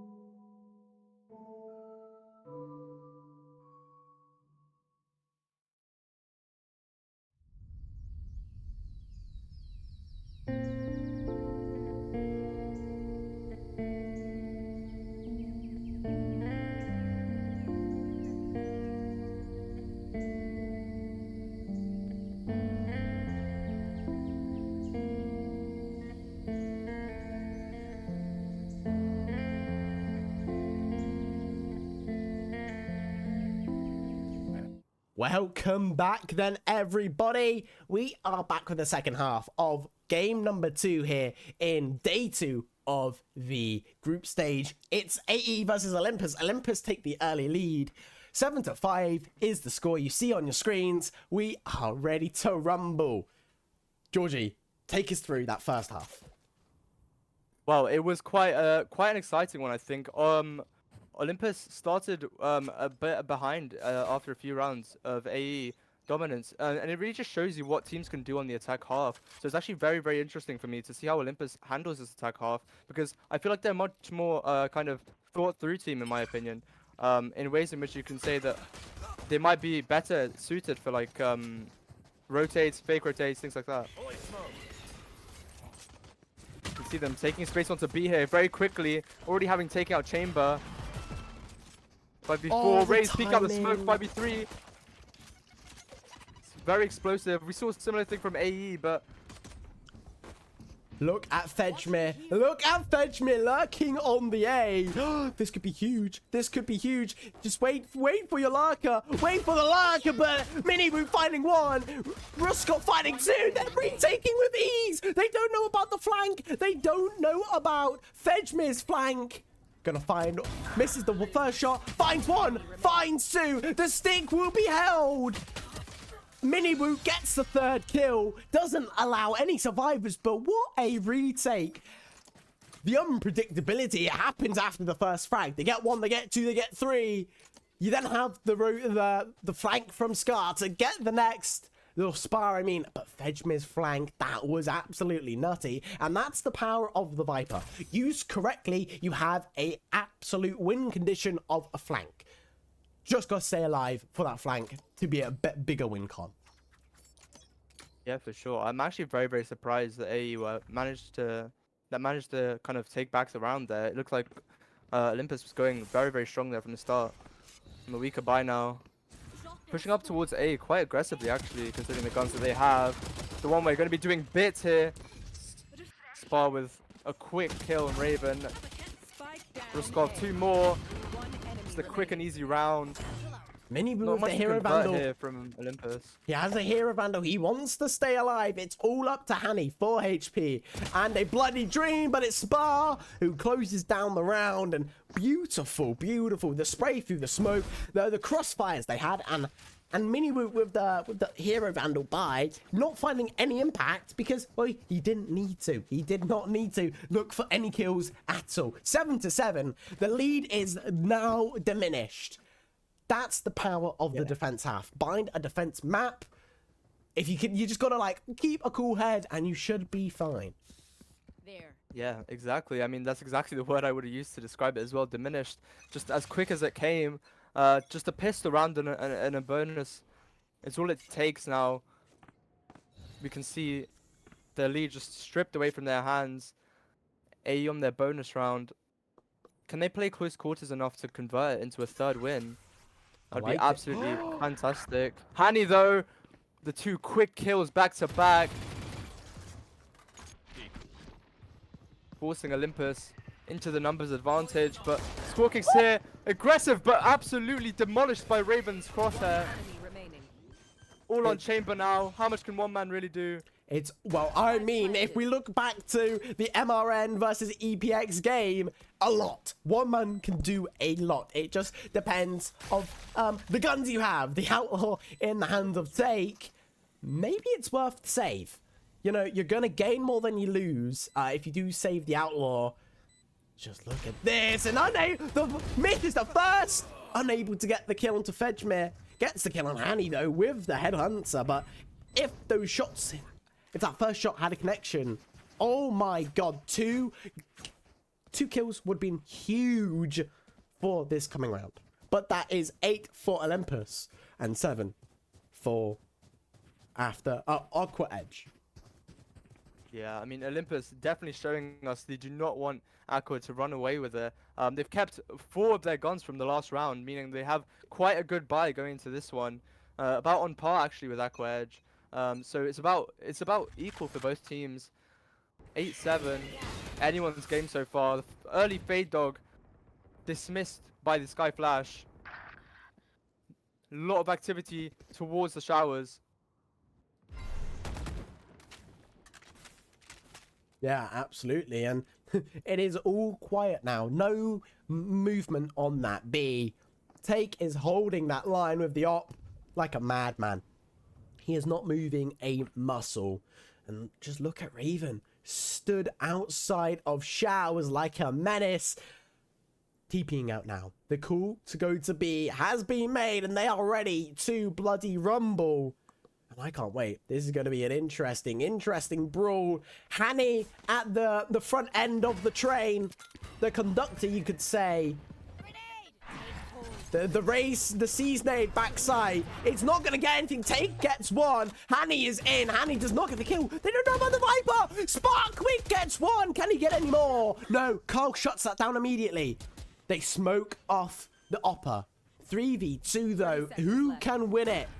The Op is not going to get any impact. They plant for the backside. Everyone else is front. As long as you don't peek, you shall be fine. But it's Carl to get one. He needs to get more though. Messing. The flash coming in. Not going to find it. It's going to get a tag, but it's not going to full flash. They don't know about take. Peeked out. Both on top. The crossfire being met. Carl and Messon, you guys can take a bow because what a hold you had. That is 7-9. What a absolute hold. Despite losing the pistol and the anti-eco, they win their full and then they win the next. That was sensational stuff. I love that call. You get the early frag on A, you calm down, you go B. Yes, you lose one B long, but you get the bomb down, you get the kills, you get the trades, you win the round. Bish bash bosh. It's like making a cake. You know what to do. Yeah, absolutely. Carl was absolutely doing a lot of work there for Aqua. Oh no, not again. Sorry, for Olympus. A quick rush there onto B long. Take being forced to exit quickly out of there. Seems to be going for a full rush this time. Not giving Aqua any sort of advantage or any sort of chance even to flood the site with the sheriffs they have. Viper gets one taken out. Spike down B. Raven gets 3v3 one, gets now. taken out. It's just equal. It's like equal exchange. You get one, they take one. And that's the way of life, but Spark Quick with the sheriff that sees Carl's head and says, not today. Let's take that off ya. Raven, though, looking for the kill on Mini Woo. Last player standing. Honey. Raze Come on. versus Raze. Raze versus Raze. Phantom versus Vandal. Which is better? It is the Phantom. Mini Woo gets the 3k. Lurking like an absolute lizard. I said that because LNL, but oh my god. Beautiful stuff from Mini Woo. I see why his name is Mini Woo now. Because Woo is an insane Spanish heretics. Oh no, he's Turkish. Insane Turkish player. And I'm taking Mini Woo might be Turkish because of this aim. You know, absolutely insane. And diffing Hanny in a crucial clutch situation. That's what you love to see. Yeah, I mean, what I'd like to comment is that both the rounds that we've seen so far are genuinely quite close. Every round it's either 1v1, 1v2, or in the case it was a 2v4, but they actually ended up winning it. So it's anyone's game to play for, 9-8. Very interesting game here. Olympus looks like to be pushing towards the A site. Problem for Aqua is they have up to 3 on B. Yoru Caution here. TPing quickly towards showers to scout out as much of the site as you can, including elbow. Face your fear. Lamps even. Oh my Flash, a god. Raze ult. Site's been taken, but He's gonna Raze find with two. 2. One enemy Sushi remaining. Sama, the IGL with them from the back. Carl, though, he's not giving up without a fight. He has the Brim ult. Ultimate charge, and oh my lord, he finds 3. 10 bullets in the magazine, and it's take misses the shot, a crucial shot. He's stunned, he's flashed, he's absolutely everything, and he's still alive. How is he not died yet? Smoke's down. He's going to Holding my hunt breath down for here, the I don't know Vandal. what to... That 5v1. 9 bullets in the hands of Carl OSS. We've seen him do wonders with just 3 bullets. Look at Take, though. Look at Take. He's holding that angle like a madman. But the timing! The timing! You know where one is. When are you going to use? Oh, but it's Sushi Sama to shut down any idea of a clutch. Beautiful stuff from the Aqua Edge boyos. Beautiful. Beautiful. Just beautiful. Yeah, Olympus forced down to the weaker buy. That was an incredible round from Aqua Edge there. A very quick flood retake. The Raze ult getting 2 there. Absolutely just crucial to the round win. Yeah, I mean, as soon as they just get crack down on that quick site execute. They don't allow for any explosivity. Olympus though going for quite a similar strat here on the eco, pushing heavily towards B, forcing Sushi-sama out of hookah. Just gonna spray and get a few picks, but ultimately they are gonna take the site. Clearing the guard, clearing guarding as well, as you know that's where Chamber likes to have a little bit of a play. Fedgmir's Viper's Pit is now in play. Skydog not going to get anything apart from Carl. They know where Carl is, but the Bucky in hand. Yes, they're on an equal buy, a lesser buy, I mean, but the guns is perfect for the type of play they're doing. Ruskov finds Hanny. Sushi-sama finds Messon, and Raven finds one. Sushi-sama and Spark Quick all finding their own. Carl picks up a gun. He's got the op in hand. What is he going to do with the op? It's the right click. He gets a vandal. He's not going to be able to do much. Sushi-sama, though, might find a timing. Yes, he will. He will eliminate Carl, getting that gun onto the floor, and now it is 10-9. The defense half is coming in clutch. That is 3 in a row. They have stopped any sort of, I don't know what the word is. I really don't know what the word is. Momentum. That's what it is. They've stopped any kind of momentum from those previous 2 in a row for Olympus. So this round, this map, is even more. It's very interesting. Hey, oh, I love that play. The sky flash behind the op. Absolutely nutty. The early Vipers pit into a short. This is just quite difficult for Olympus to have a go at. And was Raven seen? Yes, he was, because Miniwoo gets the kill. Yeah, it's honestly quite tragic. I feel like Aqua Edge are actually playing quite well for the defense. They're definitely using it to their advantage. They're not over-aggressing the way that we saw Olympus do. 2 and 3 straight through the Viper's pit, and just like that, 9-11 for Aqua Edge. It's just in the blink of an eye. Yeah, it's just the early picks like that. Chamber letting them take advantage of that. The Viper's pit just adding to the chaos. And whose timeout is this? Timeout. Olympus, and well, rightfully so. Honestly, what do you think they're going to be discussing this time? I'm sure they have a lot to talk about. I don't know. You know, they're not working the map as well as we saw Aqua Edge do.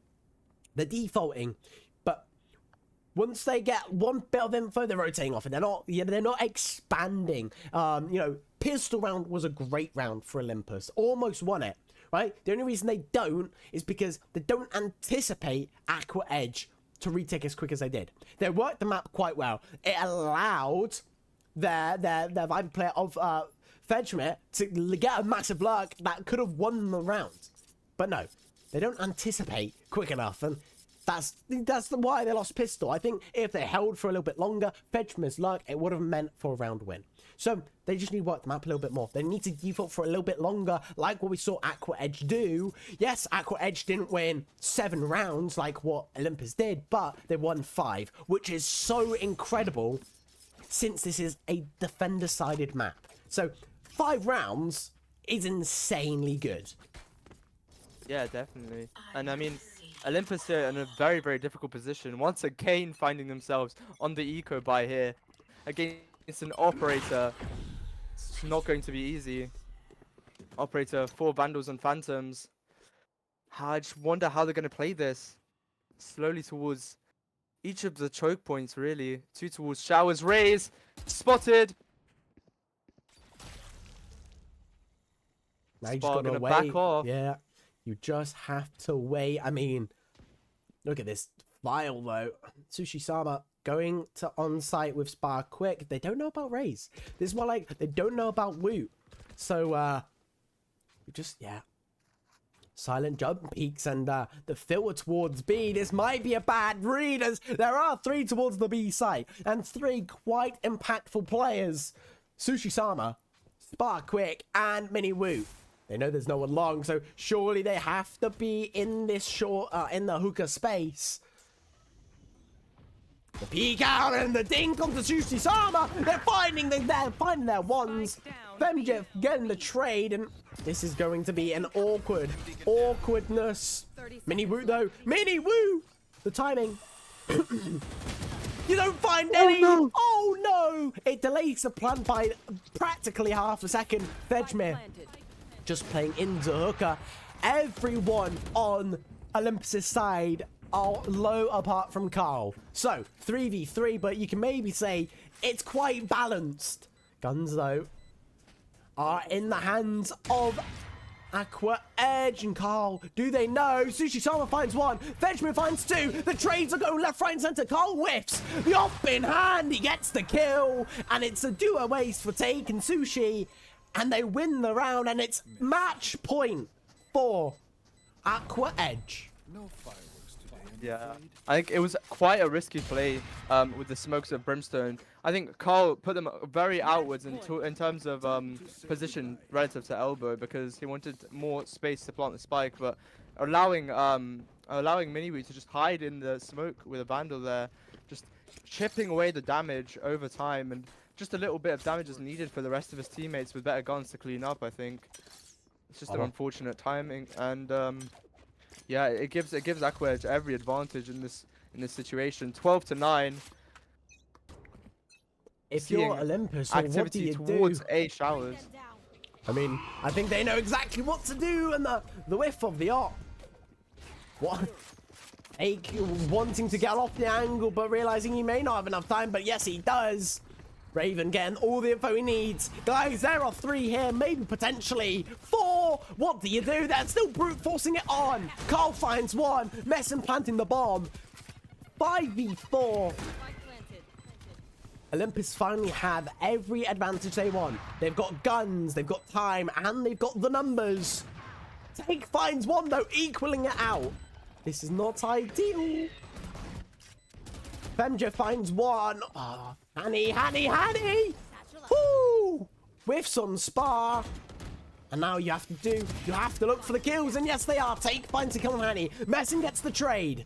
Gets the kill onto Take, and it's all up to Sushi Sama. What do you do? The Pika's advantage is for Sushi, but Messin finds the kill anyway.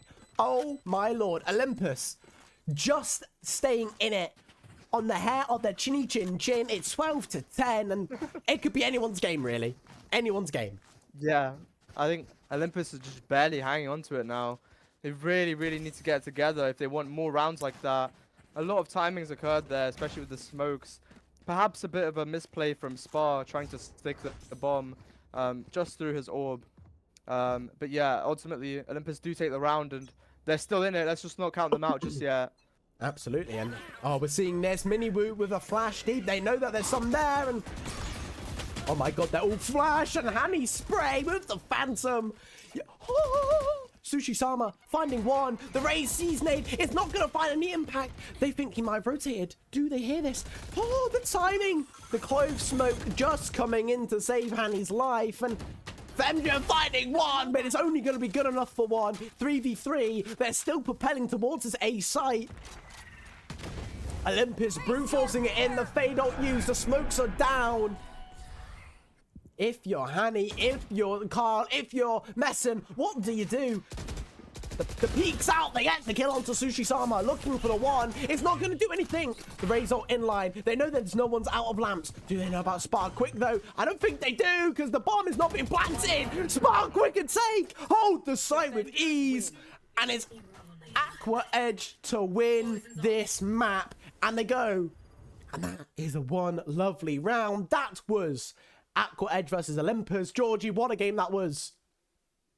Yeah, I mean, absolutely incredible performance from both sides. We've seen a lot of very strong performances from Olympus, Hanny and Carl being two of the outstanding examples that I can think of. But I think overall, Aqua Edge just pushes them off the scale with the way that they work together. We see even Mini Woot on the 7 assists, Sushi Sama on the 10. I think it was just an overall better played map from them, and therefore deservingly so they did end up winning the game. Very well played to both teams, GG. Yeah, absolutely. And we shall see you guys here for the next map. Or not the next map, but the next game. And I'm very excited for the final game of today, but we will see you then. We will see you very, very shortly. Bye-bye.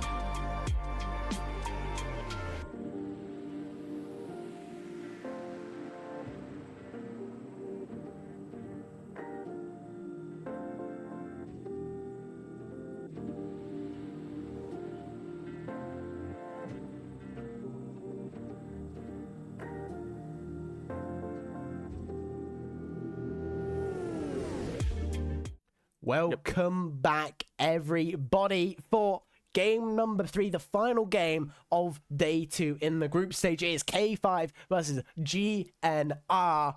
I'm excited for this game. We head to bind yet again. We just came from a bind game, and that was amazing. 8-1 against Olympus, but it was a really close game. It went to the wire. But this one, it is K5 versus GNR, and we've got a quite nice little 2 different teams here. We're seeing Clove yet again, Georgie. Oh my. Yeah, I do believe that it's just strange for them to keep having Clove. After we saw what happened last game, especially. I like how both teams are going with the Yoru pick here. It'll be very, very nice to directly compare the team comps of last game and this game and see which is more effective for both attack and defense. One thing that's not very that's quite rare actually to see especially from the defender side as starting on defenders was a Waylay pick. What do you think about that? I haven't seen Waylay being played a lot at all in these tournaments. I like Waylay. I really do. You have that ability to be a drone as well as be a nice, quick and easy entry. The Waylay ult as well is so overpowered if used in the right scenario. I think we're going to see a lot from Fenzia on that beautiful Waylay. I like the Yoru pick as well. I think that's going to be a quite nasty combo. Yoru, Waylay, get the info. Bish bash bosh, but going over towards GNR's side. Oh no, K5 I mean. You've Biffin on the Viper, Koras on the Brim, Will on the nice little Raze, Geo, the IGL on the Fade, and Anthony on the Yoru. It's basically the same comp we saw, I believe it was, who was it that was running Yoru in the last game? It was After Edge, I believe. They did amazing exactly. with the Yoru and the Raze combo, didn't they? And yeah, it's basically just a repeat of that comp. And we're seeing common themes with the Clove and with the Sky on GNR. Just all the Waylay, the double duelist. I'm liking double duelist currently. Yeah, both teams kind of going for that approach. I think Yoru is kind of a necessity on this map, really. Just a quick rotates, it's just kind of unbeaten. Early aggression here, actually, towards the showers from both teams. Viper holding towards the main for now. Gonna and up slowly, actually, and an early pick from Geo. Yeah, early pick onto the IGL of that name already is hurting my brain, but you could just see kill from Franzia and kill from Veteran. And you could just, Koras and Anthony just trying to peek outside, and they get the counter. 90, but Franzia! Fenzia, I mean, not Franzia, but Fenzia finding the kill. It's all up to the IGL of Geo. The timing. Do you know about Fenzia right there? Just peeking out, the eye's gonna get all the info and unable to flick around to get the kill. Fenzia finds 4. The IGL falls quick, but his team can pick up the pieces left behind. It's a great opening round for GNR. Yeah, I mean, it was quite nicely played, to be honest. It was just a bit more of waiting for them to over-aggress. We saw an early push from Viper, giving them the sort of taster around the, almost edging them into kind of thinking they're going for a post kind of defense aggression, and then just backing out, waiting for them to come to them. I think it was very well played from GNR. Oh, absolutely. And the Sky Flash through the TP. The aggressiveness, Anthony down to Nagdi. I'm just going to say Nag because I just think it's easier for me to say. Geo in the teleporter. I don't know if anyone's going to go around there. But just look at this. I got to find them. Fenzia and Nag just looking into showers and just gonna wait, and it's the Outlaw to find the impact. Misses the shot onto Koras. But it's fine because Nag is there to get the pieces. It's going to be Veteran to get the kill, and it's all up to the Viper player. Veteran, though, hunting him down, and it's Biffin who falls to the hands of the Bulldog. It's 2 for GNR, and they are finding some early traction in this game. Now, Yeah, the flawless there that round just gave way for K5, only being able to buy light shields for 2 or 3 players. It's gonna not be the greatest start for K5 here. They need to find a way to snap back now with the greater buy. you're Looks like a absolutely B here. 2 towards B long, rest going towards Hookah. But do they know they've got 3 in B long swinging out? Fast aggression from GNR. Benzia finding one. Nazi getting picked off though. Outlaw absolutely doing bits. And then Veteran coming out of the teleport and getting shots onto Geo. Triad finding one. It's Veteran to find maybe 2 here. Wire or Will, as you might. The fake, oh, but it doesn't matter. It wasn't. Oh, that's a kill.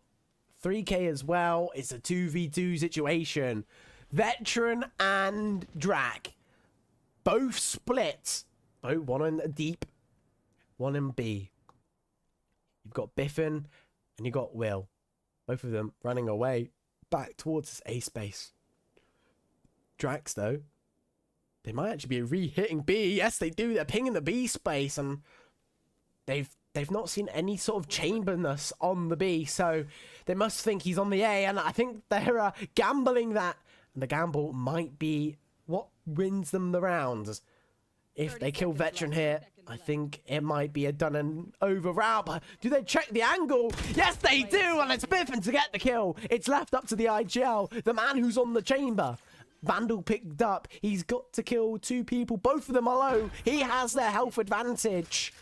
But is the health advantage going to be enough when you're fighting 2 people, both of them back into gardens? Now, GNR do have the Clove, so they can smoke the bomb, despite Clove being dead, I mean, and now they've got to push up.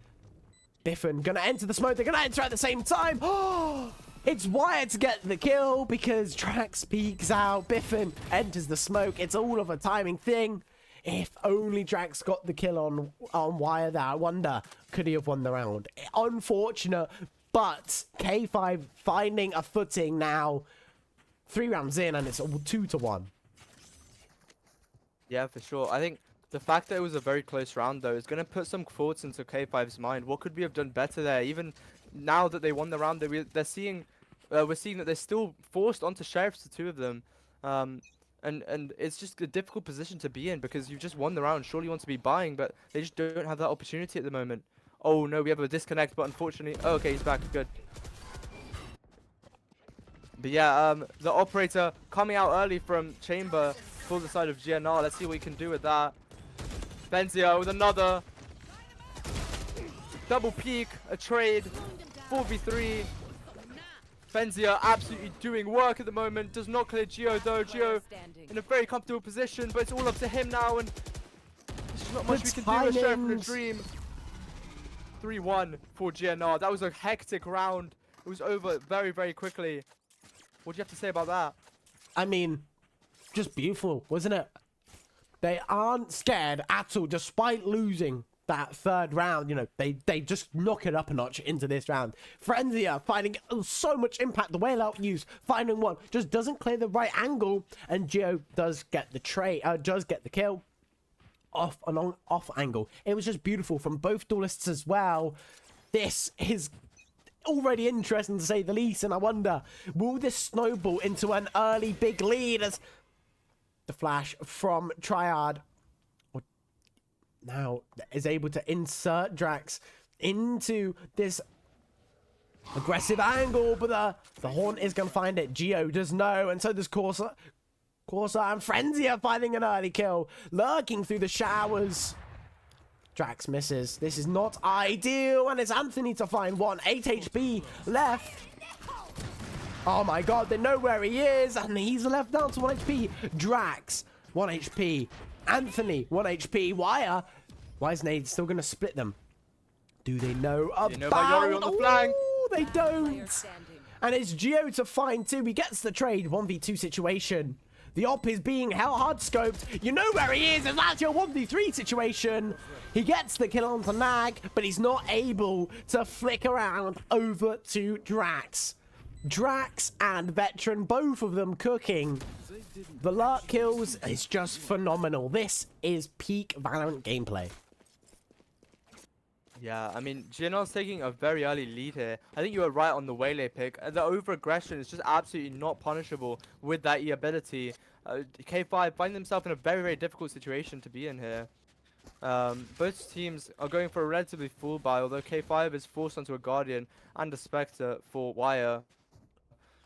They need to kind of reevaluate their game plan here. It seems as if the way in which they're pushing just isn't working. Looks like they're going for default at this moment in time. How is that going to work out?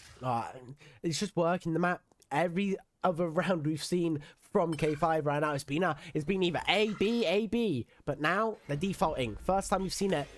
And actually, no, second time I believe. I think they did it on the round they won. So, changing the momentum. They've gone from a few quick rounds to back to slow. And I wonder, Biffin is going to peek the angle. Maybe you dog this. Maybe you dog and you peek. You dog and peek. But no, just the dog. They know they're holding the angle. Now you retreat. Do you go to the A, which is actually only held by the IGL? He's got the power. The stomps away. I think you can maybe throw off a little bit more of a fade, but Veteran rotates back. Let's just watch the op in hand. They don't even know about the op because he's not had to shoot once. Once they peek, he kills, he TPs. The wall, the timing. Never mind, he gets one. And also, the trades. Frenzia finds another. Look at that. The TP through. And then the refract. He goes all the way around, shooting through the map. That's the power of the Waylay. Drax finding one. Veteran finding another. That is a phenomenal defense round. They played it slow. They worked the map, but the trades were just there. And once Drax shot that op, first made contact, then you saw Frenzia go through the teleporter, make contact, get a kill, and off they go, finding 3 early frags in the matter of milliseconds.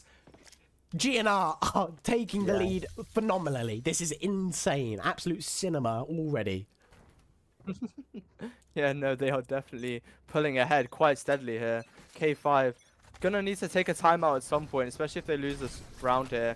Frenzies, a dignified strategy on Vine though. I do doubt how well they will fare. Yoru being body blocked by the sky will put out some info. Frenzia though, finding one! Finds 2! Finds 3! Oh my lord! Frenzia finding so much impact. Unable to find one more. Anthony and Biffin, both of them taking one each, but Nag cutting the bomb from... Is he saving? Is he getting the op and saving? I wonder. No, because the IGL still does have the op. You can see their op is in the hand. So, what's the idea here for Anthony? Oh, he's going to go from Fountain, try and get the bomb, hoping that they've gone to site or sit in the garden and TP. Or fake it? I don't know. I'm really confused about what this massive lurk is, but he might actually be able to get 2. Oh my god. Oh my god! 30 No seconds way. left. One enemy. Finds one! The whip shots though! The whip shots! Oh my lord! Hoo-hoo! Gets the timing. Play you will see. If he had the Vandal, he wins the round. I swear down to the Lord. Drax, though, able to clinch out the round after whiffing many, many shots. It doesn't matter, though. A little whiff happens. It's Valorant. You're not going to always hit the head, but unlucky there from Anthony. Imagine if he won that round. The cinema, the TikTok clips that would have happened, I wonder. Oh, lordy. Now we're seeing sort of... Right, GNR in a very, very comfortable position Yeah. here. Exactly, and back 5 to volts. an aggressive play, back to one singular site. Now we just gotta watch Drax with Tour de Force online.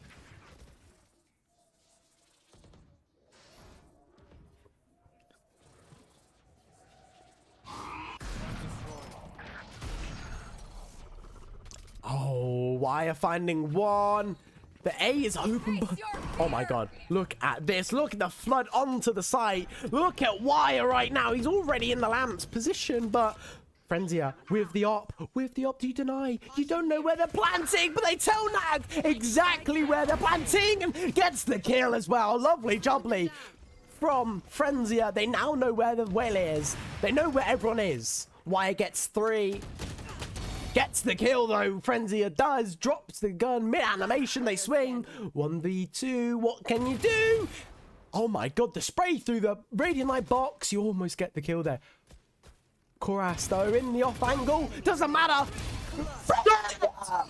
Oh my lord. You absolute madman. 8 bullets and a dream. It doesn't matter. This man only needs 2. Beautiful stuff. Gets the kill onto Koras and then trades and Wire tries to trade. They try and swing off the contact, but it's still not good enough for the man of Frenzia, who gets both of them, gets a 4K, and makes the lead 1-7. 6 rounds is the gap. Wow. I mean, I'm surprised K5 are yet to call a timeout. They really, really need to do something about this. They cannot keep going at this pace. Frenzia absolutely dominating. Ooh! Chamber though, getting a bit greedy there with the op pick. GNR just punishing though. They know they have weaker weapons. But what's this? 3v2. A quick pick and a path. 2v1. Blink and you'll miss it. Trades for trades. K5 had a good thing going, but unfortunately GNR just too powerful to overcome. The Sky Flash, the Oral's gonna give all the info that's needed. Enemy remaining. 16 bullets and a dream. Oh, Triad left to 1 HP. It doesn't matter though, because he still gets the kill and he gets the round. And this, it's quite clear that this map is definitely defender-sided, but oh my god. GNR are steam rolling K5 here. Yeah, I mean, there definitely needs to be some change, but nothing seems to be implemented. I think K5 went extremely fast that round. Going for picks, yeah, sure, with the weaker weapons, but still have to have some sort of composure in that the way in which they need to retain their lead after getting those few crucial picks just is not being fulfilled as it should be. GNR pushing out towards the B long, not even scared of any incoming pressure at this point. Treyarch successfully shooting the dog for Chamber. He's going to push up with the op. Very risky play, but is he being rewarded? TP's just in time, and Treyarch is picked off instead of him. This is exactly what I'm talking about. K5 needs to calm down now. They've got the numbers advantage. They need to think about where they're going to go with a minute left on the clock. They do have time. Now it's just about not losing that numbers advantage, which they've gained. Oh, absolutely. And once you have this advantage, is keeping it and making sure you don't lose it. We've seen many teams in this tournament get the advantage and lose it straight away. We saw it in game number 1. But look at this from Frenzia. We saw this a few rounds previous, lurking like a rat, but it is okay. It's Valorant, and that's what we love to see. You get the timing. You saw one. You hear all the footsteps and you want more. He gets 1. He gets 2. He gets 3. It's Frenzia. He's playing aim labs with them. It's all up to Biffin, who gets 1.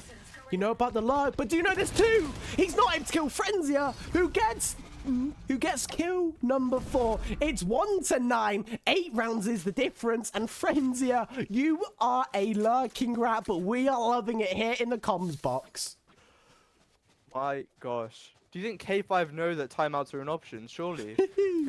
Click escape and instead of surrender, click the timeout button, K5, because you need one right now.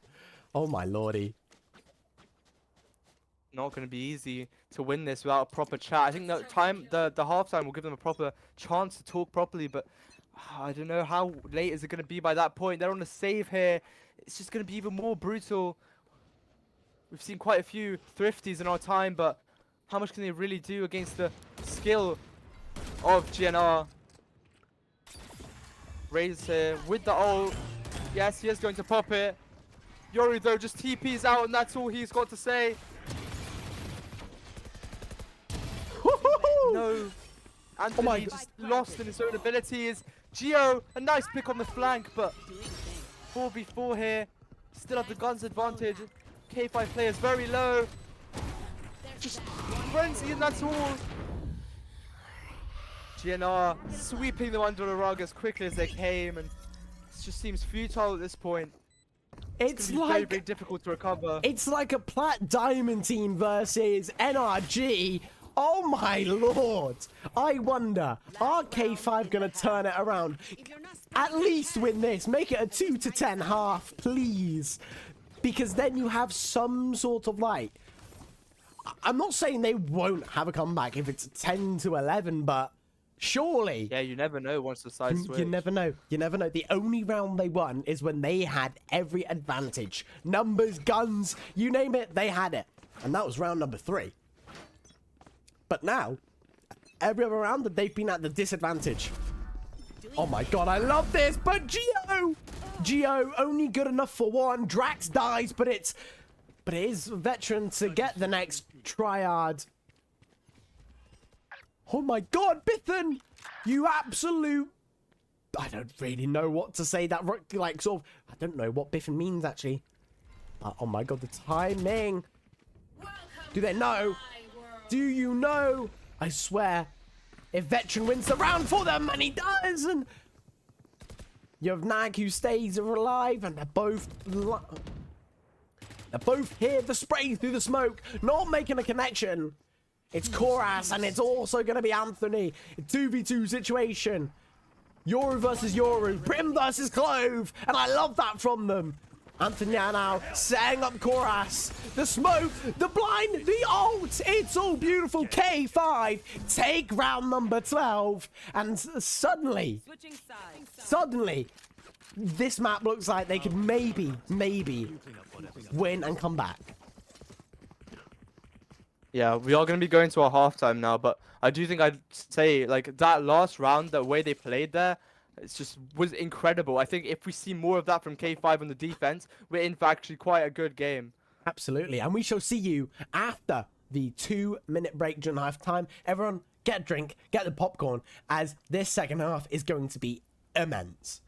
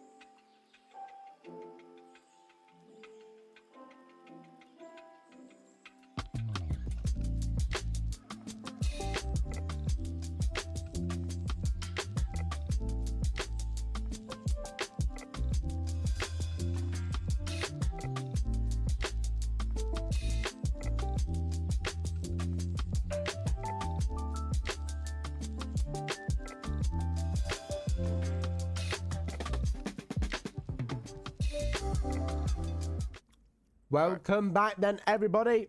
It is half number 2 here for game number 3 in the second day of the group stage. And if you did miss it, first half was dominated by GNR, as you can tell by the scoreboard. It's center top screen. K5 though did win the final round, the final round of the first half. So let's hope maybe they can bring the momentum onto this defender-sided map and have a resurgence and maybe have a comeback. We're just going to have to find out as 12 more rounds are on their way. Pistol round is the first though. And Georgie, what do you think is going to happen? Well, like I said, K5, that last round actually played quite well together, and you could see just the comms, the way the Yoru used his ult. It's just more team play like that. We definitely need to see on this defense half playing off each other. But they're already at disadvantage, 2v3, before I can even finish my sentence. Biffen gets one back, but how much can he really do to defend the site? What? It looks like they're just going to rotate straight off the bat, sending them completely packing. So yeah, I mean, Chamber just getting another one from their spawn, and another. What a shot! This man is incredible. This shows you it's not just a player diff. That's the power of the IGL mine. Not only is Drax a masterclass thinker, but he is an aimer. And oh my god, crucial kills, a crucial work. He calls for the rotate, and absolutely big brain that was. Won them the round, and I mean, not only the call, but his pure aim won them that round. It was crucial. And already the momentum is gone from K5. They give away 3 picks. They get into an early disadvantage. Now what do you do when you're on an eco versus a full on anti-eco? Oh, and they're... Oh, no. Oh, no. Never mind, you have to buy this and wire. He gets one, but it's only good enough for one, and it's Anthony to get another. Frenzia, though, just trading them out. They don't know. They don't know about Geo. Geo gets one. Geo only gets one, though. Nagdi and also Frenzia, both with buggies. They pick up the guns, though. And it's Biffin and Koras to retake 2v2. It's a winnable round somehow. They had to force. Oh, look at the timing. You just see Frenzia's head. Oh my god, I love this from Koras. The shotgun diff, but it doesn't matter. Nagdi gets the kill on a Biffin. And Frenzia, with the awareness, is like, I wonder if they're rapping me. And rapping me they was. He turns, he swings, he gets the kill, and he wins the round. That is 2-12. We are on match point here. This is probably going to be one of the quickest games we've had all tournament long. And I thought the first game, Tani Esports versus Spake Esports yesterday, was quick. That was 13-4. So, K5 really need to get into gear, you could say. Yeah. Yeah, I mean, you can tell from the defense half that Benzia was just a very, very aggressive player. And it's definitely transferred into attack. This guy, 27-6 with a bucket at the moment. Playing the bonus currently. K5 wire does get that one back inside of lamps. 2 of them in there now. 5v4. Yori though taking another. Koras barely touching one with his classic out. A 360. That's just disrespectful. And just like that, they take the game. Wow. Nagzi with the 360 goes to the head. GG. Oh my Never god. have I ever seen such domination. Oh my god. GNR, you can take a bow. We went from the game with MRN and EPX to this. An overtime, a double overtime game to not even enough for like, I don't know what to say really. K5, unfortunate there. Hopefully that wasn't how all their games went. Really, really just unfortunate. GNR though, Frenzia and Veteran, both of them cooking 27-7 and 21-7. The average combat score of 500 basically and 400 basically. I mean, that is just insane from both duelists. That was one hell of a match, and to think this is all ended so quick. But that is the end of the tournament, and we hope you, or not the tournament, of Group Stage Day 2. We hope you all enjoyed. And Georgie, do you have anything to say to the viewers? I mean, thank you all for tuning in. It was just a quick little game here at the end. Previous 2 games, very, very interesting as always. It was nice to see everyone playing, and for sure we'll see some more games tomorrow as well. I'm not sure what can tip top that game though. Honestly, Fenzia and Yori putting on a very, very convincing performance here. GNR quickly becoming the favorites to win this tournament as per common vote. And yeah, thank you very much for watching. We'll see you tomorrow. I'm out. Goodbye, everyone. Goodbye. We will see you tomorrow indeed. Everyone have a good rest of your evening. Hope you enjoyed all 3 games today, and bye-bye.